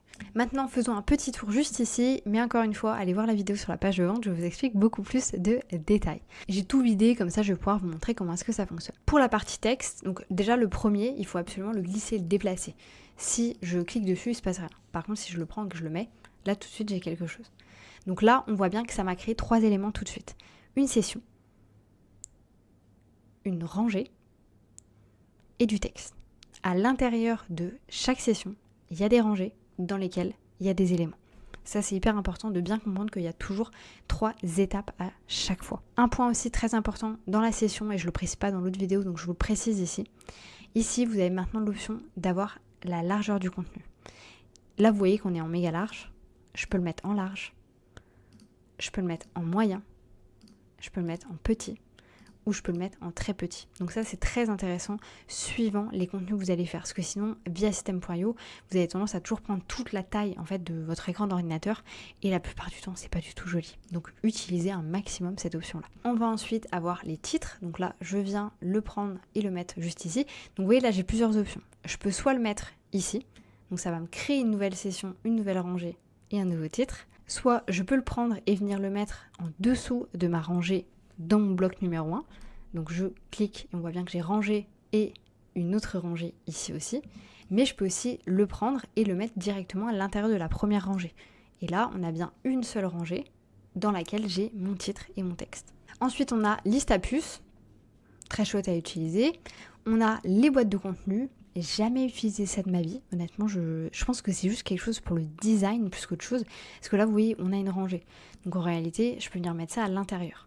Encore une fois, vous pouvez tout personnaliser. Vous avez toutes les informations ici pour faire la personnalisation. Là, qu'est-ce que ça nous dit? Option en tête, visible, non visible. Ok, très bien. Honnêtement, je ne vais pas rentrer dans le détail là-dessus parce que moi, personnellement, je ne l'ai jamais utilisé et je n'ai jamais vu personne l'utiliser. Ensuite, on a la disposition des colonnes. Donc ça, très intéressant. Je supprime tout et on reprend. Ici, on a 4 colonnes, 3 colonnes, 2 colonnes, une rangée et une session. La session, comme vous l'avez vu tout à l'heure, c'est le truc principal. Vous ne pouvez pas avoir de rangée sans session, de texte sans session. Vous avez forcément une session. Ensuite, à l'intérieur, vous aurez toujours également une rangée. Et ensuite, vous avez vos éléments. Néanmoins, vous pouvez décider d'avoir non pas une seule colonne comme là, mais d'avoir 2 colonnes si vous le souhaitez. Là, en réalité, j'ai même mis 2 colonnes à l'intérieur d'une rangée. J'aurais pu aussi mettre mes 2 colonnes toutes seules. Vous voyez qu'ici, j'ai une rangée et ici, j'ai une autre rangée, mais avec 2 colonnes. Et du coup, même chose ici, je peux prendre celle-ci et la mettre comme ceci. Mais en réalité, je peux prendre une 4 colonnes et la mettre ici également si je le souhaite. C'est comme ça qu'on peut utiliser pour faire pas mal de personnalisation. On descend ensuite, on a les formulaires. Donc là, on va retrouver le champ de formulaire que vous avez déjà vu. C'est là où on vient sélectionner. En fait, je veux mettre l'email, par exemple, de la personne. C'est ce genre de format-là. On va ensuite avoir le bouton. Donc celui-là, pareil, pas de grosse surprise ici. La case à cocher, très utile par rapport, comme on disait, au consentement des mails, ce genre de choses. Ensuite, on va voir celui-ci que j'ai toujours du mal à prononcer, le reCAPTCHA, je pense que c'est ça. C'est en fait le moment où vous posez la question, en fait, est-ce que je suis un robot ou pas? Donc ça, c'est assez intéressant sur, je dirais, les pages de contact, vous savez, où on pouvait mettre envoie-moi un message, etc. Ça peut être intéressant de l'avoir ici. On va ensuite avoir les boutons de paiement. Donc là, ce sont des boutons qu'on utilise sur les bons de commande, pas sur les pages de vente comme celle-ci. Ou là, vous voyez, sur une page où il y a ça, vous n'allez pas utiliser ce genre de bouton-là. Et d'ailleurs, vous allez le voir, ce pas les mêmes options. Ici, on va enregistrer un contact. Alors ici, sur commander, ça redirige dans tous les cas vers votre page d'après, donc la page de remerciement. On va ensuite avoir l'option produit physique, donc là c'est s'il y a des tailles, etc., ce genre de choses. Ensuite on va avoir l'option média avec les images, donc ça s'affiche toujours de cette manière-ci. Et ensuite vous pouvez mettre toutes les informations. On va également avoir la vidéo, vous pouvez intégrer des vidéos directement sur system.io. Vous pouvez également intégrer directement des audios. Donc pour les audios, il me semble que vous pouvez mettre un lien direct ou mettre directement un fichier, alors que pour les vidéos, on peut mettre lien direct, YouTube, Vimeo, tout ce que vous voulez, les intégrer directement à la page, donc avec un code HTML, ou alors envoyer un fichier qui est directement depuis votre ordinateur. Et pour terminer, on aura le format carrousel qui là vous permet tout simplement de faire un carrousel. Vous allez pouvoir en fait avoir différentes pages. Donc zone 1, j'ajoute des zones par exemple. Et vous voyez comme ceci, maintenant je peux glisser entre les zones. Donc je peux aller voir la zone 1 dans laquelle, imaginons, je vais venir mettre ma vidéo. Ok. Je retourne sur mon carrousel, je vais dans ma zone 2 dans laquelle je vais mettre mon image. Et je vais dans la zone 3 dans laquelle je vais mettre par exemple mon audio. Maintenant, si j'affiche, on va aller voir à quoi ça ressemble. Alors, dans tous les cas, je ne pourrais pas aller afficher ça parce que vu que j'ai pas mis de document à l'intérieur, ça va juste me faire une page blanche. Mais vous avez vu le concept, vous pouvez maintenant passer d'une page à une autre. Vous aurez vraiment des petits boutons comme ça et comme ceci sur votre page. Moi, je ne les ai pas parce que j'ai pas mis d'éléments à l'intérieur. Pareil, encore une fois, ici, vous avez pas mal d'options de modification. Ensuite, on a également la partie sociale avec les commentaires Facebook. Alors ça, vraiment, je ne sais pas qui utilise encore ça, mais voilà. Les boutons de partage pour X, ok, très bien, pour pouvoir faire un tweet. La partie sondage également. Vous pouvez rajouter en fait votre petit sondage ici. Donc ça, c'est très pratique. Moi, je l'utilise pas encore, mais à développer. Pourquoi pas? Ça permet en fait de poser des questions, etc. Je pense qu'ensuite, vous pouvez faire pas mal de formats ici, modifier les questions du quiz, ok, très bien. À développer, mais voilà, c'est pas forcément très utilisé sur les pages qu'on peut créer. Vous avez également le countdown, donc ça très utilisé pour pouvoir mettre une heure et un jour. Donc ça vous permet de faire tout simplement de l'urgence un petit peu. On a ensuite le menu qui lui va être utilisé pour être soit en haut de page, soit en bas de page. On a une ligne horizontale, donc là ça nous met juste une ligne toute simple. Le code HTML qui va vous permettre de mettre du code HTML directement, donc comme ceci. Vous avez la possibilité de cliquer sur modifier le code et ici vous pouvez mettre le code que vous souhaitez. Et pour terminer, le format FAQ, donc très utile la FAQ parce que ça vous permet en fait de faire un format, je vous montre, comme celui-ci, où là vous allez vraiment pouvoir mettre un petit peu des questions, les ouvrir et les fermer. Un peu un format menu déroulant. Je vous propose maintenant qu'on aille découvrir la partie sur les emails. En venant juste ici, on voit que j'ai 3 catégories. Une catégorie newsletter, une catégorie campagne et une catégorie statistique. Je vous propose qu'on aille tout de suite voir la catégorie statistique. On a ici tout de suite un message entre gros guillemets d'erreur d'information qui nous dit bien qu'il y a des nouvelles politiques aujourd'hui autour de Google et de Yahoo. En fait, ce qui est important à prendre en compte ici, c'est qu'il faut absolument que vous ayez votre nom de domaine sur system.io, le vôtre, donc pas le nom de domaine .system.io, mais également c'est très important que vous envoyez vos mails depuis votre nom de domaine personnalisé. Si vous n'avez jamais fait ça, je vous laisse aller regarder la vidéo qui est juste ici, je vous la mets dans le petit i, qui vous montre comment est-ce que vous pouvez faire tout ça. Donc là, on retrouve plusieurs informations. On voit que moi, je suis dans un groupe risque faible. Qu'est-ce que ça veut dire? Vous avez un faible taux d'email bounce et de rapport à de spam. Toutes nos félicitations. Donc en gros, ça se passe bien pour moi. Ici, on a l'information de depuis quand, en fait, mon risque est en faible. Depuis le 2 décembre 2023. Ici, j'ai la possibilité de changer les dates si je le souhaite. Donc comme d'habitude, les 30 derniers jours, ce mois-ci, le mois dernier, les classiques de System.io. On peut voir ici tous les mails qui ont été envoyés et quand est-ce qu'ils ont été envoyés. Donc moi j'ai des gros pics juste ici, tout simplement parce que j'ai ma newsletter en fait qui part tous les mardis. Et ensuite on voit qu'il y a quand même pas mal de mails qui partent un petit peu tous les jours. Ça souvent c'est parce que ce sont des gens qui sont dans mes campagnes mail. On a mon pourcentage moyen d'ouverture qui est de 41%. Attention, c'est bien sur cette période-ci. Si je viens sélectionner les 3 derniers mois, on va avoir des choses différentes. Voilà, on voit que j'ai envoyé 69 000 emails et j'ai un taux d'ouverture de 44,4%. On descend. Pourcentage d'emails marqués en spam et sur les mails ouverts. Donc moi j'ai un pourcentage extrêmement faible et on voit que c'était en avril, donc ça date énormément. Et depuis, il n'y a absolument rien. Pourcentage d'emails qui ont bounce, donc là on voit qu'ici j'en ai un petit peu plus, donc ça c'est normal parce que j'ai beaucoup de gens qui s'inscrivent à mes produits et forcément il y a des emails qui sont mal écrits, ce genre de choses, donc c'est normal que j'ai un taux comme celui-ci mais qui est quand même extrêmement bas. Ici je vais avoir la liste également des emails qui ont été envoyés, donc on voit le nom de l'email en question, on voit le total d'emails qui a été envoyé, donc ce mail-là a été envoyé à tant de personnes, on voit mon pourcentage d'ouverture, on voit mon nombre d'emails marqués en spam, donc là on voit bien que je suis à 0, donc ça c'est très chouette, et on voit le nombre d'emails qui ont du coup bounce. Ici, ce que moi je trouve intéressant, c'est de venir analyser effectivement tous les mois vos datas pour bien vous rendre compte, ok, est-ce qu'il y a un problème, est-ce qu'il n'y a pas de problème, pour comprendre un petit peu ces différents types d'analyse et comprendre en fait tout simplement vos comportements consommateurs. Ça, c'est des choses qui sont extrêmement importantes à faire parce que vous avez en fait ce besoin de comprendre comment est-ce que les personnes consomment, est-ce que vous avez aussi une saisonnalité. Là, on peut voir que mon pourcentage moyen d'ouverture sur le mois de juillet, il n'est que à 38%. Ça veut dire que les gens ouvrent moins mes emails à l'instant T. Pourtant, je n'en ai pas envoyé plus, mais est-ce que c'est la saisonnalité qui fait ça? Alors que si on va regarder, alors on va prendre par exemple le mois de janvier, alors là c'était au tout début où j'ai commencé à envoyer des newsletters, je vous avoue je connais pas du tout le pourcentage, on était à 43%. Je pense que dans tous les cas, si on regarde depuis le dernier, donc là c'est en totalité, depuis vraiment le début. Donc là on va essayer de voir si on peut voir plus d'informations, par exemple depuis le début de l'année. Je prends le 1er janvier, je suis pas sûre que j'ai la possibilité de tout voir. Et par exemple jusqu'au 31 mai. Ok, là je vois tout. Donc on voit quand est-ce que j'ai envoyé mes mails, on voit qu'il y a des booms à des moments. On voit qu'ici j'ai un boom d'envoi énorme. Donc là c'est parce qu'en fait j'ai beaucoup d'inscriptions à ce moment-là à mes templates Notion. Début d'année, je fais beaucoup de vidéos sur le sujet, donc forcément il y a beaucoup d'inscriptions. Et on voit qu'il y a un petit pic aussi ici.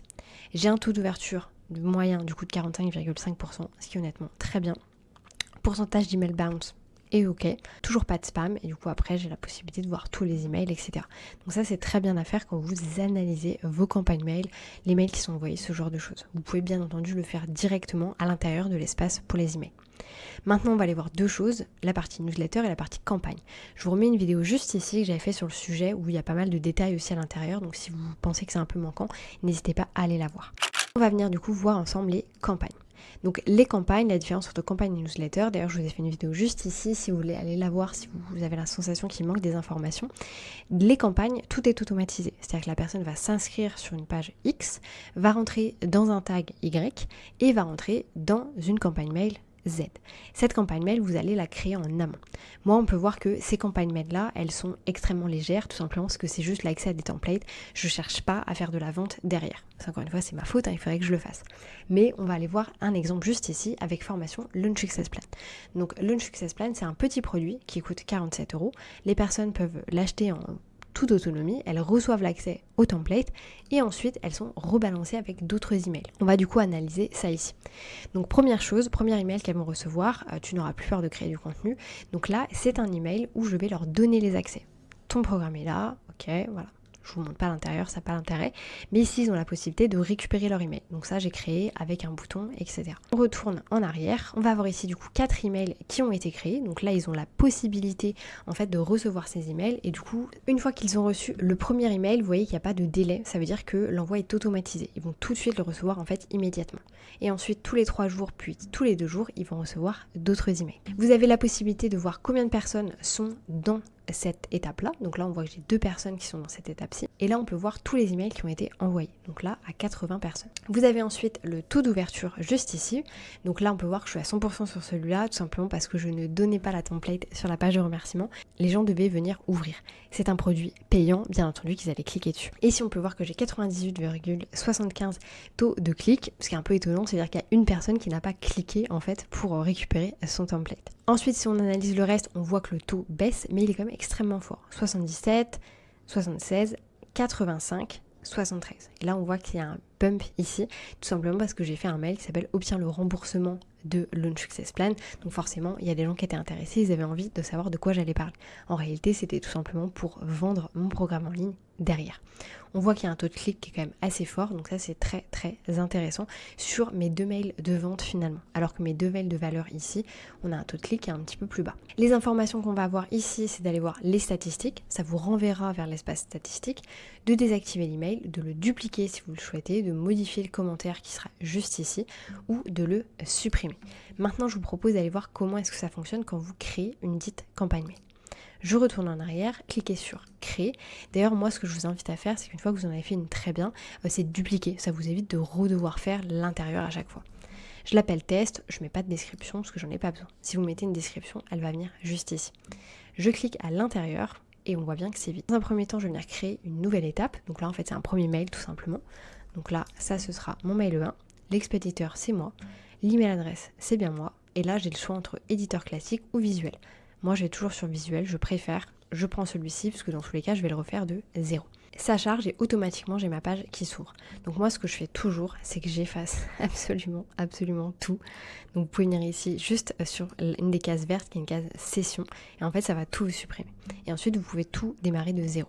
Donc on a plusieurs infos ici. On va dans un premier temps avoir les images. Très bien, ça vous permet de mettre une image, du texte. Alors ici, c'est pas comme sur les pages, si vous cliquez, ça va pas se mettre automatiquement. Il faut prendre et drop comme ceci. On va avoir du texte, on va avoir des boutons, on va avoir une ligne horizontale, ce qui peut être chouette suivant la personnalisation en fait que vous avez envie de faire. Et ensuite, on va avoir toute la disposition. Déjà, on va regarder ce qui se passe ici. Pour l'image, c'est assez simple. Vous allez mettre un fichier juste ici et vous pouvez lui rajouter un URL. C'est-à-dire que les personnes peuvent cliquer dessus si jamais elles veulent être envoyées quelque part. Vous pouvez jouer avec la taille de l'image également et vous pouvez décider de l'aligner ou non. Ensuite, le texte. Ici, on va retrouver un peu les trucs basiques. Vous avez des polices. Attention, c'est hyper basique. Il y a très peu de police dans les newsletters et les emails. C'est normal. C'est juste comme ça avec System.io. Vous avez la taille de la ligne. Donc là, on va tester. Ok, très bien. Ça m'agrandit. En fait, c'est l'espace, la hauteur de ligne, si vous voulez, entre les lignes. Je vais pouvoir l'aligner, etc. Bon, ça, pas de grande surprise. J'ai le rembourrage aussi. Donc là, vous voyez que je peux mettre du rembourrage complet partout. Mais j'ai aussi l'option d'avoir tout comme un petit peu vous avez sur les pages. Donc ça c'est intéressant parce que imaginons, moi je veux pas avoir de rembourrage comme ça, mais je veux avoir du rembourrage sur les côtés, je peux le faire de cette manière. Donc là c'est plus pour vous, pour pouvoir créer en fait votre style de mail. Ensuite ici j'ai tous les trucs classiques, je peux mettre en gras, en aligné, en souligné, en surligné, je peux rajouter un point, je peux rajouter un numéro, je peux changer la taille si je le souhaite, et d'ailleurs vous pouvez le faire sur des mots différents. Donc ça c'est vachement bien je trouve pour la partie newsletter. Vous avez aussi la possibilité de mettre un lien et sans grande surprise, vous avez la possibilité de changer les couleurs. Attention, ici, vous ne pouvez pas enregistrer vos couleurs, vous allez devoir à chaque fois devoir les remettre. Et dernière option, ici, c'est pour pouvoir mettre en fait les modules. Donc par exemple, je veux mettre Hello et le prénom de la personne, je vais cliquer ici et ça va mettre First Name. Donc là, ça vous permet de ne pas devoir aller faire des copier-coller et d'avoir l'information directement ici. Les boutons ensuite, on a le texte du bouton, on a l'URL vers lequel le bouton renvoie, la police encore une fois, tout ça c'est extrêmement basique, la taille du texte que vous pouvez adapter, la couleur de la police, alignée ou non, hauteur du texte également, la couleur de l'arrière-plan que vous pouvez venir changer. Là encore une fois, il n'y a pas vos couleurs, mais vous pouvez venir mettre votre code couleur juste ici. Ensuite, vous avez la bordure, donc là on va voir ce qui se passe si je fais ça. Bon, je n'ai pas de couleur, donc il ne va pas se passer grand chose. Je mets comme ça, hop, dotted. Ok, voilà, ça vous met, voilà, vous pouvez faire des petites décos, etc. si vous avez envie. Pour le haut, le bas, la gauche et la droite. Donc là, c'est vraiment à vous de voir au niveau de la personnalisation. Vous pouvez aussi arrondir les coins si vous le souhaitez. Si moi je mets 20, très bien, ça m'arrondit les coins. Le rembourrage, donc là c'est un peu la même chose qu'on retrouve sur les pages de vente. Donc là, si j'ai envie de rembourrer à fond sur ce côté-ci, voilà, on voit bien que ça se décale. Et j'ai également la marge. Là par défaut il y a une marge bas de 20, je ne sais pas pourquoi, mais vous pouvez l'enlever si jamais vous le souhaitez. La ligne horizontale, la seule vraie modification que vous pouvez faire, c'est de changer la couleur, d'avoir ces formats-là aussi si vous le souhaitez. Vous pouvez agrandir la taille, très bien, et vous pouvez mettre du rembourrage. Donc ça, c'est à peu près la même chose partout. Maintenant, vous avez aussi ici la partie disposition. Si je rajoute une session, ça va venir me mettre une session comme sur les pages de vente. Là, j'ai une session d'une colonne. Et en fait, ici, j'ai tout simplement la possibilité d'avoir 2 colonnes, 3 colonnes, etc. Donc ça dépend un peu comment vous décidez en fait de créer vos newsletters. Parce que vous pourriez avoir une image ici et du coup du texte ici. Maintenant, on a d'autres options de personnalisation si vous allez dans les paramètres. Je clique là, j'ai du coup la taille de la police basique, entre gros guillemets. Je vais avoir la couleur de l'arrière-plan, donc c'est comme ça qu'on met tout en blanc. Moi, personnellement, je préfère. On a la couleur d'arrière-plan du contenu. Donc là, on va voir ce qui se passe. Je pense que c'est la newsletter en elle-même. Même pas forcément. Ok, je vois que ça ne fait pas de modification. On a la couleur des liens. Donc ça, c'est quand vous rajoutez en fait des liens. Et on a la largeur de la zone de contenu. Alors ça, je trouve intéressant parce qu'en fait, ici, vous pouvez jouer avec du coup la taille. Vous voyez ça, des fois vous recevez des mails qui sont très larges sur votre ordinateur, c'est parce qu'en fait ils sont en 1000. Et des fois vous recevez des mails qui sont extrêmement petits, c'est justement parce qu'ils ont été mis en 500, en 600, etc. Moi, si je vous dis pas de bêtises, mes mails à moi, si jamais vous suivez un peu mes mails, sont en 800. Donc c'est ni trop petit, ni trop large non plus. Maintenant, vous pouvez sauvegarder quand vous avez créé vos mails et du coup sortir. Vous allez avoir ici plusieurs options de personnalisation, donc soit le sujet en fait de votre mail, hein, c'est l'objet, et l'aperçu. Donc ça c'est très intéressant, c'est la deuxième phrase qui vient se mettre directement. Si vous n'en mettez pas, ce sera automatiquement cette phrase-là qui sera mise en avant. Vous avez la possibilité de changer le nom de l'expéditeur, l'adresse mail également. Vous pouvez ajouter des pièces jointes si vous le souhaitez, et vous avez toutes les variables de substitution. Moi j'appelle ça des modules, mais c'est vraiment l'espace en fait sur lequel vous pouvez voir les codes que vous devez mettre pour faire apparaître les informations que votre client a mis dans vos bases de données. Ensuite ici on a 4 options, l'option de sortir, très simple, l'option d'enregistrer et d'envoyer un mail test, ça faites-le à chaque fois pour vraiment avoir le rendu de votre email, parce que ça n'a pas forcément le même rendu sur téléphone, sur ordinateur, etc. Donc vraiment faites toujours un test. Vous avez la possibilité de sauvegarder ce que vous avez fait et vous avez la possibilité d'enregistrer et de publier. On vient cliquer ici, donc là je me retrouve avec plusieurs informations, cet email sera envoyé après. Là je ne vais rien avoir tout simplement parce que j'ai pas créé d'email de base. Par contre, dès que vous aurez fait votre premier email, ensuite il va se mettre ici. Donc là ça vous permet de dire ok, après tel email, tu vas recevoir tel email. Et du coup, si jamais vous voulez faire des changements et rajouter un email entre 2 emails, vous pouvez le faire juste ici. On va venir mettre le délai entre cet email et le précédent. Donc par exemple, ça peut être 3 jours. On va voir l'heure à laquelle le mail doit être envoyé. Si vous n'en mettez pas, ça sera automatiquement envoyé quand la personne s'est inscrite.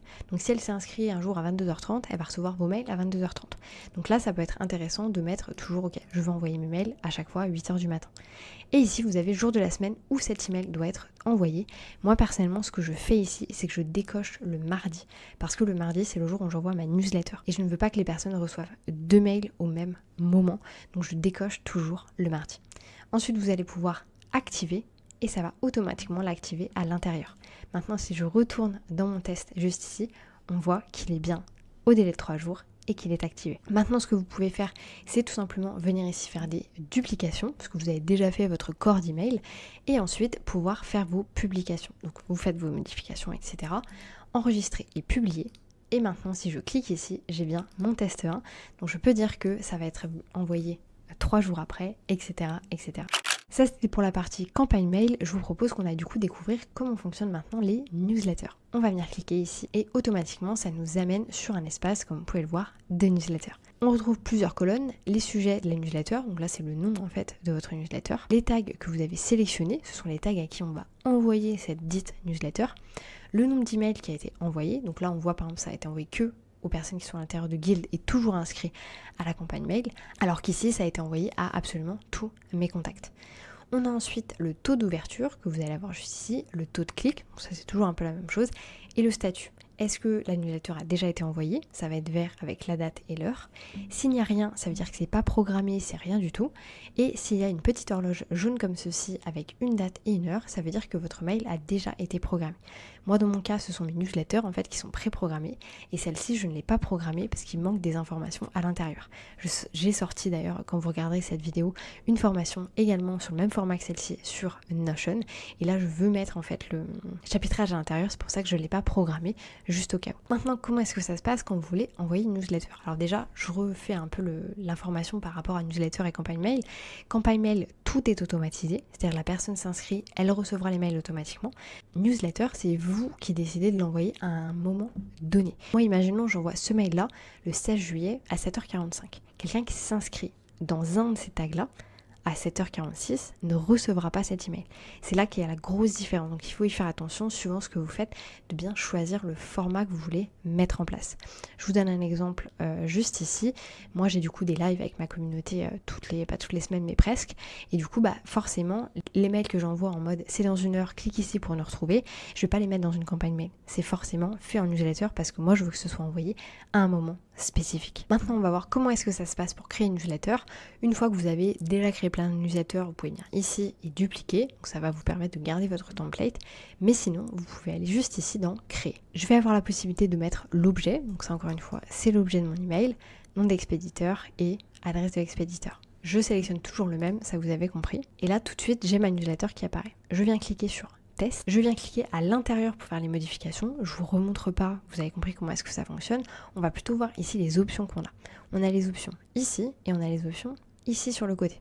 Même chose ici, on a les variables de substitution. Même chose ici, on a les paramètres de messagerie et les pièces jointes.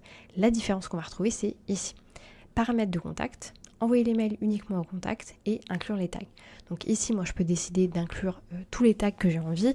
Ou alors, je vous donne un exemple. Il y a un moment, j'ai envoyé un mail.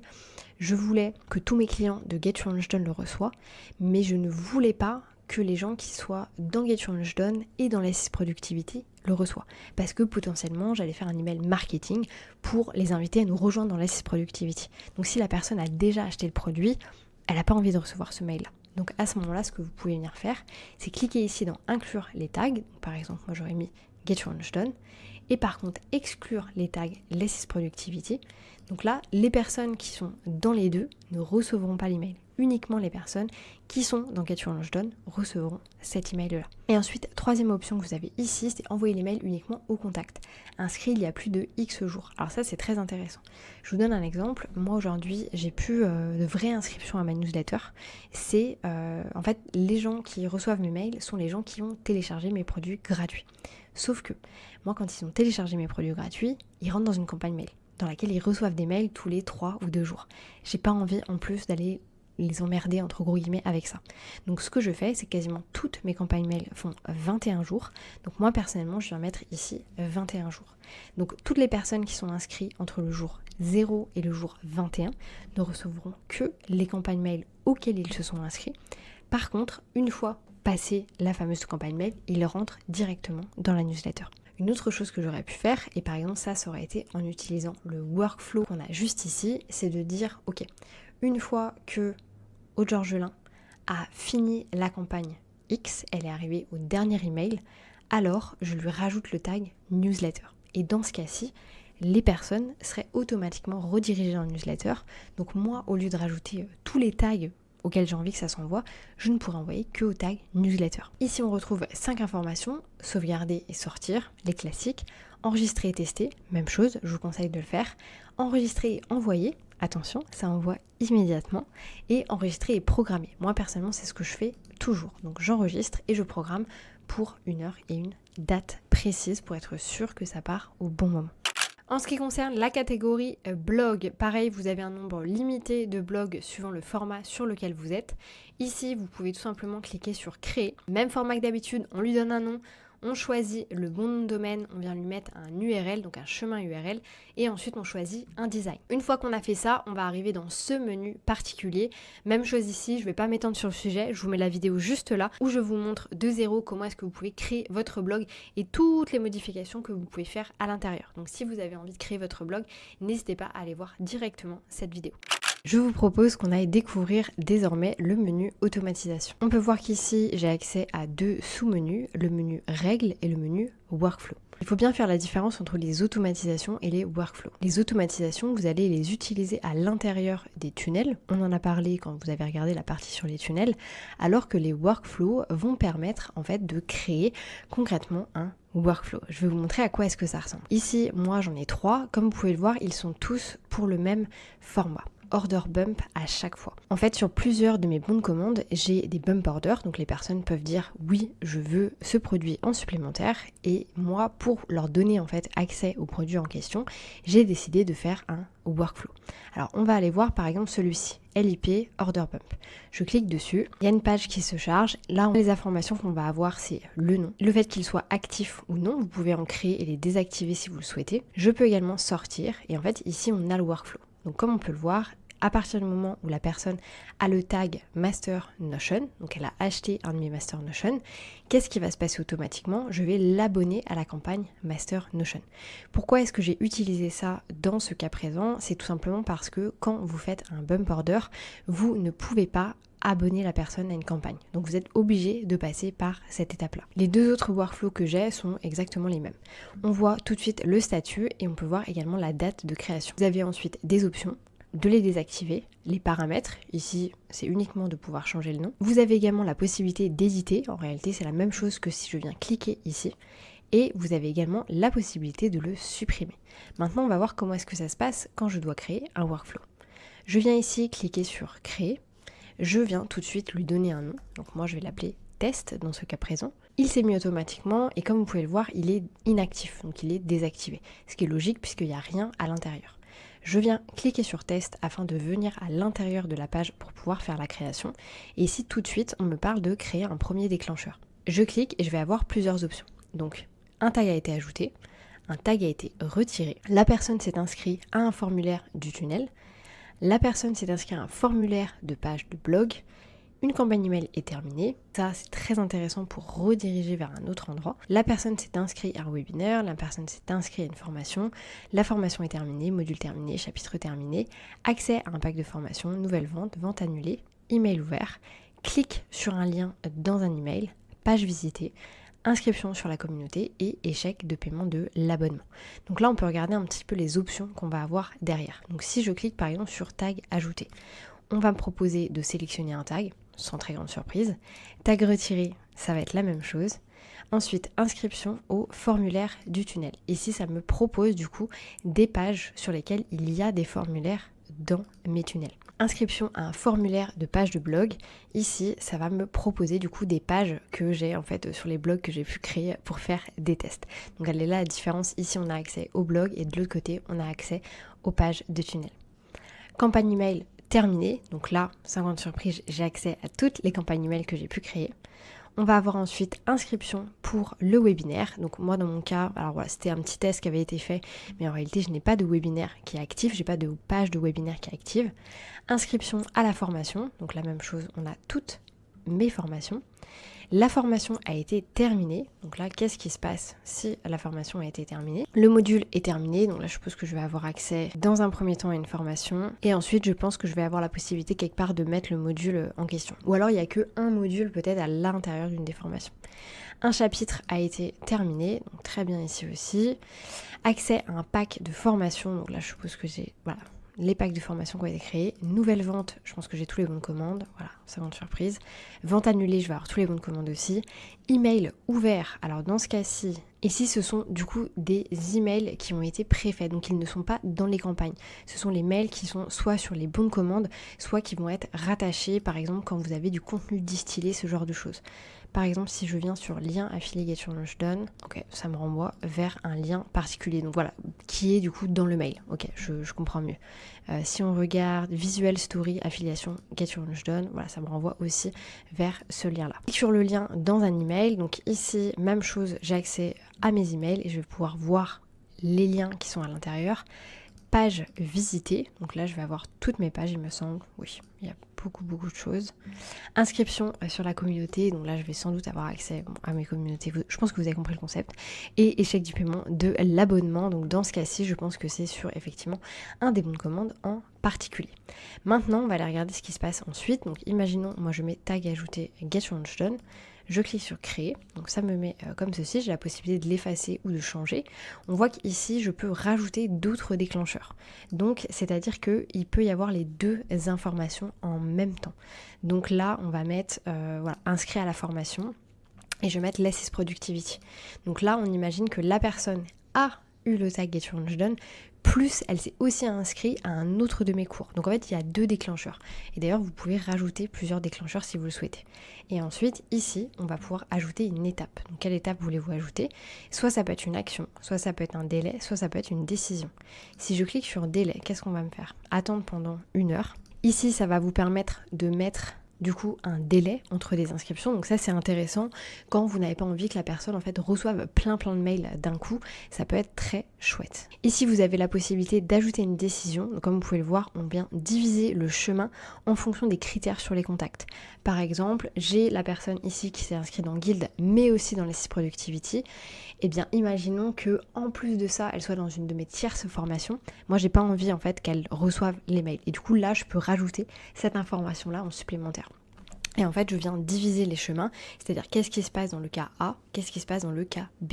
Donc ça, c'est intéressant quand vous avez des profils qui sont différents à l'intérieur de vos mailing lists.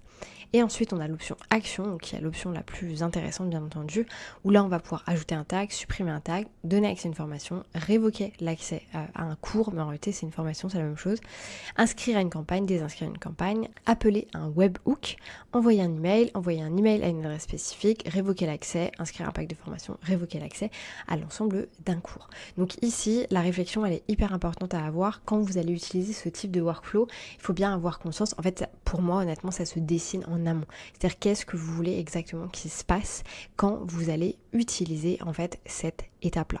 Est-ce que vous avez envie que telle personne ait accès à telle chose en fonction d'une tierce chose? Et du coup, c'est très important de potentiellement venir le dessiner en amont. Je vous donne un exemple avec moi ce que j'avais créé en fait. Donc là, je vais sortir, je vais pas enregistrer ce que j'ai fait ici. Si on va voir celui-ci. Donc là, c'est SS Order Bump, c'est en fait une template Notion que je vends qui s'appelle S'organiser simplement. Le tag SS simplement a été ajouté, on abonne à la campagne Notion template S'organiser simplement. En fait, ici, ce qui s'est passé, c'est que moi, ce template-là, je le vends seul. Les gens peuvent l'acheter. Automatiquement, ils étaient mis dans un tag et dans une campagne. Et j'ai décidé, pour X raisons, d'aussi le mettre dans un bump order, donc vraiment de le mettre en dessous d'un bon de commande. Et en fait, dans ce cas-ci, moi j'étais un petit peu bloquée parce que ça voulait dire qu'il y avait une dualité au niveau de mes automatisations. C'est-à-dire qu'une personne qui allait acheter mon produit classiquement allait se retrouver dans ces 2 catégories-là, mais si je venais le rajouter par la suite, le tag S'organiser simplement, elle allait recevoir la campagne. Donc là, dans ce cas-ci, moi ce que j'ai fait, c'est que sur un de mes bons de commande, je n'ai uniquement mis que le tag, et je n'ai pas mis en fait de campagne parce que ça va venir se faire automatiquement ici. Si jamais vous voulez une vidéo beaucoup plus détaillée sur cette partie-là, parce qu'on pourrait passer des heures honnêtement en faisant plein de tests, il y a aussi toute la réflexion en fait à avoir sur l'avant de créer des workflows. Là c'est plus pour vous montrer au niveau de la technique, mais si jamais vous voulez une vidéo plus complète sur le sujet, n'hésitez surtout pas à me le dire. Maintenant qu'on a vu rapidement comment fonctionnent les workflows, on va aller voir comment fonctionnent les règles. Donc ici, on peut voir que les règles sont les règles d'automatisation que vous allez créer en fait à chaque fois que vous serez sur vos tunnels. Ici, on voit qu'on a un espace pour filtrer. Donc je peux choisir le type de déclencheur. Donc là, en fait, on retrouve les mêmes déclencheurs qu'on avait tout à l'heure. Ici, on va avoir le type d'action également. Alors là, pour X raisons, c'est en anglais. Et on va pouvoir voir qu'est-ce qui est actif et inactif. Vous avez la possibilité de changer le statut pour le passer en inactif, ça se passe juste ici quand vous avez cliqué sur désactiver la règle. Si jamais ici on clique sur éditer, on va être renvoyé sur la page sur laquelle il y a une automatisation. Et en fait la page vous l'avez juste ici en gris clair. Vous avez également la date à laquelle l'automatisation a été créée et vous avez les informations. Donc on prend celle-ci par exemple. J'ai fait une nouvelle vente sur le tunnel de vente Notion, espace de délégation. Très bien, j'ai fait une vente, j'ai vendu un espace de délégation. Qu'est-ce qui va se passer automatiquement? La personne va être abonnée à la campagne, template, espace de délégation. Point la ligne, espace rien de plus. Ensuite, on a celui-ci, inscription sur une page d'opt-in. Donc là, sur le tunnel de vente qui est dans l'Assist Productivity. Et c'est la page liste d'attente Make Your Discipline, qui est du coup mon planner. Ici, dès que la personne s'inscrit, elle rentre dans un tag, le tag planner. On continue ici, on en a une plus complexe, où on a une nouvelle vente. La personne est du coup dans le tunnel de vente de Get Your Launch Done, mon produit en ligne, et elle s'est inscrite du coup au bon de commande. Là il se passe 2 choses, on ajoute un tag dans un premier temps, et ensuite on vient aussi abonner à la campagne. Alors en soi, là ce qui est un petit peu du coup alors pas bizarre, mais j'aurais aimé le voir ici, c'est qu'en réalité, là, il y a une troisième chose qui se passe, c'est que la personne reçoit ses accès à la formation. Et ça, on le fait un peu différemment sur les bons de commande. Vous l'avez vu si vous avez regardé la partie sur les tunnels, mais j'aurais aimé en fait que ça se présente directement ici. Ici, vous avez la possibilité aussi d'en voir plus, donc moi je vais cliquer sur 50 pour pouvoir les avoir toutes. Et là, on a la possibilité de voir complètement toutes les automatisations qui existent. Moi j'en ai beaucoup, tout simplement parce que j'ai beaucoup de pages avec des templates Notion et par la suite des templates aussi pour System.io. Donc c'est pour ça que j'ai énormément de règles d'automatisation. Vous en aurez sans doute beaucoup moins suivant les tunnels que vous allez créer. Ici vous pouvez les créer directement, même si moi je vous invite à les faire sur la page en question, quoi qu'il arrive. Ici, vous avez la possibilité de filtrer par et vous avez toutes les informations qu'on retrouve depuis le début. Donc, ça va vous permettre de pouvoir filtrer par différents types d'automatisation. Allons voir maintenant le menu produits. Nous avons ici les produits physiques, les commandes, les codes promo, les formations et les communautés. En ce qui concerne les produits physiques, moi personnellement je n'ai absolument rien, tout simplement parce que je n'ai pas de produits physiques. Après, il me semble que c'est assez facile à construire. Voilà. En fait, vous allez un peu le construire comme si vous créez une formation tout simplement. Donc vous pouvez venir ici sélectionner en fait toutes les informations. Donc le nom, la description du produit, UGC, il me semble que ce sont les tailles. Vous avez la taxe qu'il va y avoir sur le produit, donc en soi la TVA, devise, tarif, l'inventaire, si jamais vous voulez mettre une limite de stock, etc. Honnêtement, chacun fait ce qu'il veut, mais moi je n'irai pas faire du e-commerce via System.io. Je pense qu'il y a des systèmes qui sont bien mieux que celui-ci, donc c'est pas forcément le système vers lequel j'irai. La preuve avec taxe du produit, pourquoi est-ce que c'est pas marqué TVA? Si on retourne en avant, on voit que là il n'y a même pas de majuscule à produit. Enfin, j'ai l'impression que c'est pas forcément un espace qu'ils mettent régulièrement à jour. Donc moi personnellement, je n'irai pas forcément l'utiliser. On a ensuite la partie commande qui est sans grande surprise liée à la partie produit physique. Donc moi ici je n'ai rien, mais en soi c'est un peu le même format si vous voulez que les transactions, puisqu'on va avoir les dates, vous allez pouvoir voir toutes les commandes, envoyées, non envoyées, etc. Vous allez pouvoir choisir un produit aussi. Là il n'y en a pas forcément parce que ça n'a pas été créé. Néanmoins, si vous êtes intéressé par la partie e-commerce via System.io, n'hésitez pas à vous inscrire sur la chaîne parce que je vais fouiner un peu plus là-dedans. Si vous avez suivi, je lance une marque de planeur et je vais potentiellement essayer de le vendre via System.io, mais c'est plus pour tester finalement par curiosité. Donc n'hésitez pas vraiment à vous abonner à la chaîne pour être sûr de ne pas manquer ça. On descend ensuite, troisième menu, on a les codes promo. Donc ici, vous avez la possibilité de voir tous les codes promo que vous avez créés et du coup d'en effacer parce que comme on l'a vu dans les paramètres, suivant le format en fait, le tarif sur lequel vous êtes au niveau de System.io, vous avez un nombre code promo qui est limité. Il me semble que sur le format startup, c'est 10. Donc il faut faire attention à ça et potentiellement aller en supprimer. Par exemple, tous ceux qui ont une date d'expiration, c'est peut-être pas très utile de venir les garder. Tous les autres, si jamais vous les utilisez vraiment, vous pouvez les garder. Vous avez la possibilité ici d'éditer le code promo, de le désactiver ou de le supprimer. Si je l'édite, en réalité, je ne peux changer que le nom qui sera mentionné sur le tableau de bord, donc ce n'est même pas le code promo en lui-même, la date d'expiration, si jamais je veux en rajouter une, et le nombre maximal d'utilisation du code promo. Par exemple 10, parce qu'on veut qu'il n'y ait que 10 personnes qui l'utilisent. En réalité, il est plus intéressant de venir complètement supprimer le code promo et d'en recréer un propre si jamais vous avez envie de l'utiliser. Vous pouvez les créer ici directement, comme vous pouvez les créer directement dans les bons de commande. On continue avec les formations. Donc ici, vous avez un espace Mes formations, un espace Mes packs de formation. Ça vous permet de faire des packs de formation, sans grande surprise, donc de mettre des formations les unes avec les autres. Et l'espace élève. L'espace élève va vous permettre de voir vos élèves, voir leurs avancées, voir tous les produits auxquels ils ont accès. Si on va dans le menu élève, voilà, je me suis auto-sélectionnée pour qu'on puisse regarder. Donc on a bien le mail, on a bien le nom de la personne. On va voir les cours auxquels ils sont inscrits avec leur niveau de progression. Le statut, si la personne est active ou non, c'est-à-dire que si elle a toujours les accès, parce que potentiellement, enfin moi ça m'est arrivé, j'ai eu très peu de problèmes de paiement, mais il y a des personnes avec qui qui ont arrêté leur paiement, donc moi j'aurais supprimé les accès. Mais en réalité, ça apparaît toujours ici, c'est juste qu'il y a une petite croix pour dire qu'ils ne sont plus actifs. Et ici, on voit également le type d'accès avec l'accès total. Vous avez aussi, via ce menu-là, la possibilité de donner accès à une formation ou à un pack de formation. En fait, il vous suffit d'aller sélectionner la formation en question, de sélectionner l'accès total, distillé ou partiel et du coup de pouvoir tout valider.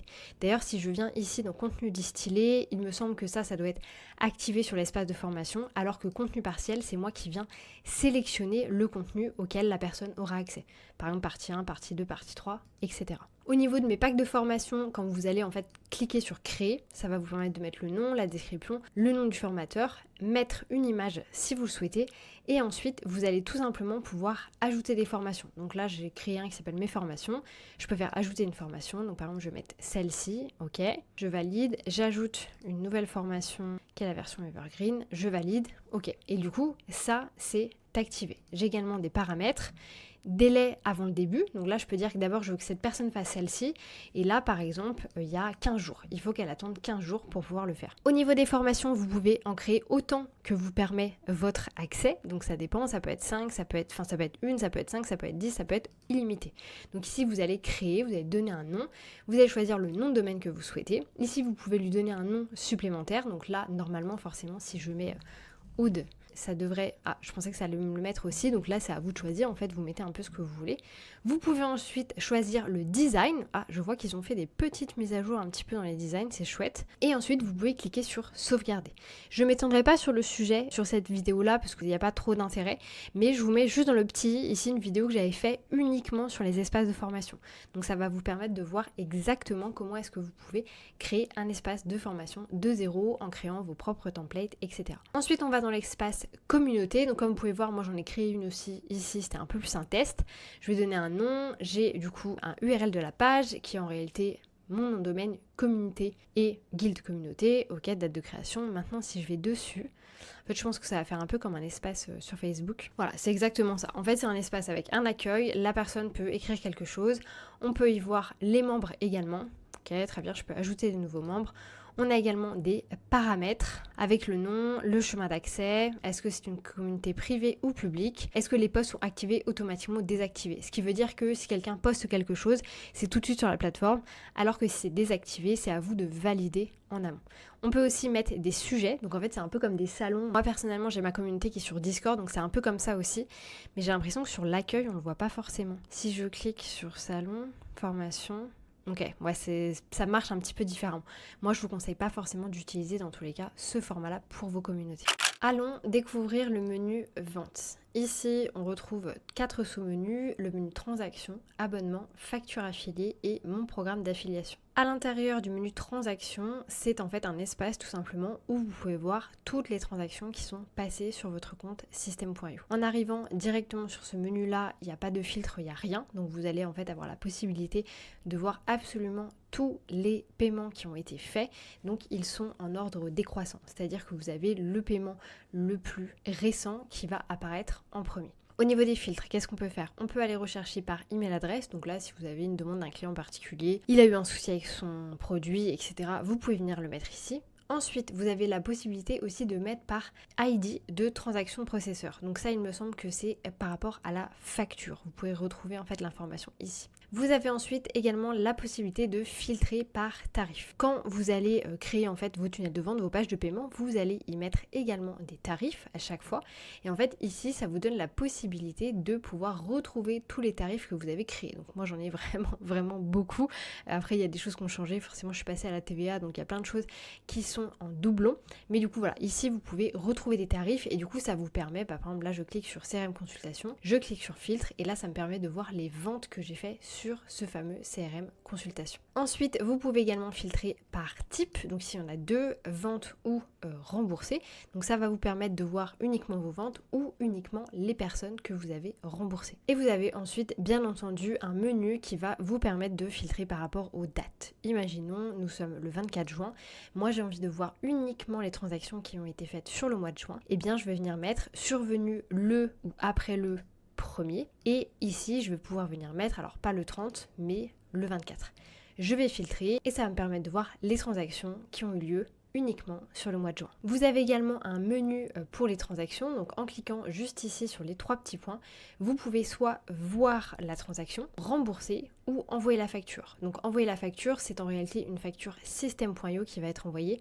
Attention, techniquement, elles ne sont pas vraiment dans la légalité. Il manque des informations, il manque les mentions légales, il manque plein d'informations. Donc ne comptez pas sur les factures System.io comme des vraies factures. Si je clique sur voir, ça va me renvoyer vers la dite facture. J'ai la possibilité également ici de cliquer pour pouvoir sélectionner la ligne, la transaction. Je peux soit exporter en PDF, soit exporter au format CSV. Allons voir maintenant ce qu'il y a au niveau des abonnements. Les abonnements vous permettent tout simplement de voir les personnes qui payent en plusieurs fois. Sur vos bons de commande, vous allez potentiellement mettre l'opportunité de payer en une fois, comme l'opportunité de payer en 2, 3, 4, 5, 6 fois. Ici, vous allez du coup voir toutes les personnes qui ont utilisé ce format d'abonnement. Vous pouvez de la même manière choisir un tarif pour voir uniquement sur une certaine offre.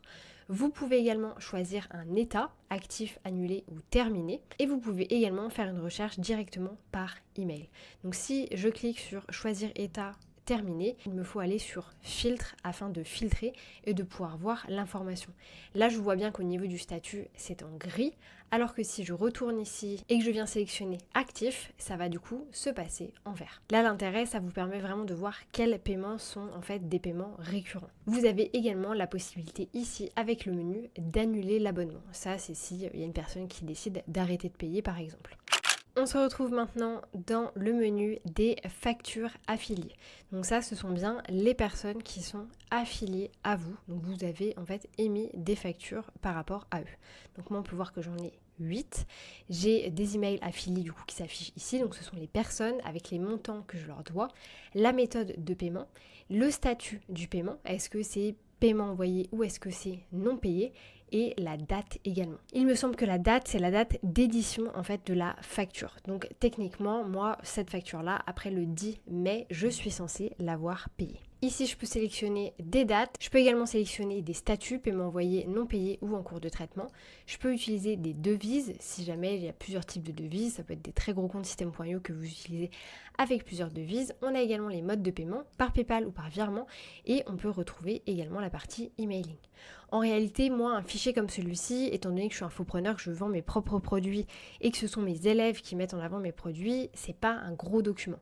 Par contre, si jamais vous avez des formations qui sont hébergées sur System.io, comme on a vu via la marketplace dans le tableau de bord, et que vous avez du coup énormément d'affiliés, c'est forcément un espace qui va être beaucoup plus rempli et qui va devoir demander du suivi pour être sûr que vous n'êtes pas en retard au niveau des paiements. On retrouve également le tableau de bord du programme d'affiliation. Donc ici, ça vous permet de voir sur le mois, avec une devise, les paiements qui sont en cours. Donc ici, on peut voir que moi, j'ai fait 333,40 € de vente avec 3 contacts et du coup, je dois 66 € à ces personnes. Je peux ensuite voir juste en dessous les personnes auxquelles je suis affiliée. Donc je vois que les emails. Après, je peux cliquer dessus forcément pour voir l'information. Et ici, comme vous pouvez le voir, on a les ventes qui ont été faites et on a les commissions que je dois. Donc là, ça nous permet vraiment de voir un petit peu plus d'informations. Si on descend, vous avez également les structures de commission. En fait, ça, ce sont toutes les informations que vous avez mis directement sur vos bons de commande. Dans les bons de commande, comme on a vu, vous pouvez mettre le délai de paiement à 30 jours, 60 jours, 90 jours, c'est comme vous voulez, enfin 3 jours si vous avez envie, et la commission d'affiliation. Moi, comme on peut le voir ici, il y a certains produits sur lesquels il n'y a pas de commission d'affiliation, d'autres sur lesquels il y a directement des commissions d'affiliation qui ont été mises. Ici, ce que je vous amène à faire, si comme moi, vous n'avez pas beaucoup d'affiliation, c'est-à-dire que vous passez pas 10 factures d'affiliation par mois, je vous conseille potentiellement d'aller regarder une plus grande période. Là, je vais avoir uniquement le mois de juin. Par exemple, on va aller regarder de avril jusque mai, donc sur 2 mois. Voilà, là on peut voir qu'il n'y a pas beaucoup de ventes qui ont été faites dans l'affiliation et j'ai 22 centimes d'affiliation à payer. Mais si jamais vous avez envie de voir la totalité, voilà, ça vous permet d'avoir plus d'informations. Moi on peut voir que j'ai 2541,99 € qui ont été faits avec de l'affiliation sous 47 contacts. Donc en totalité, j'ai eu à payer 668,42 € d'affiliation. Donc ça c'est la totalité des montants que je devais payer. Merci à tous d'avoir suivi cette formation. J'espère que ça vous aura plu. N'hésitez pas à me dire dans les commentaires dès maintenant si vous seriez intéressé pour avoir accès à mes templates à l'achat, bien évidemment. Mais j'ai eu beaucoup de demandes. Je ne savais pas vraiment si j'avais envie de le faire. Mais de plus en plus, je suis en train de me rendre compte que ça vous permettrait d'avancer encore plus vite. Donc, n'hésitez pas à me dire si vous avez envie que je mette toutes mes templates en vente. Moi, je vous laisse là-dessus. Je vous souhaite une bonne journée, une bonne matinée, une bonne soirée. Peu importe quand est-ce que vous allez regarder cette formation. Et je vous dis à bientôt pour une nouvelle formation.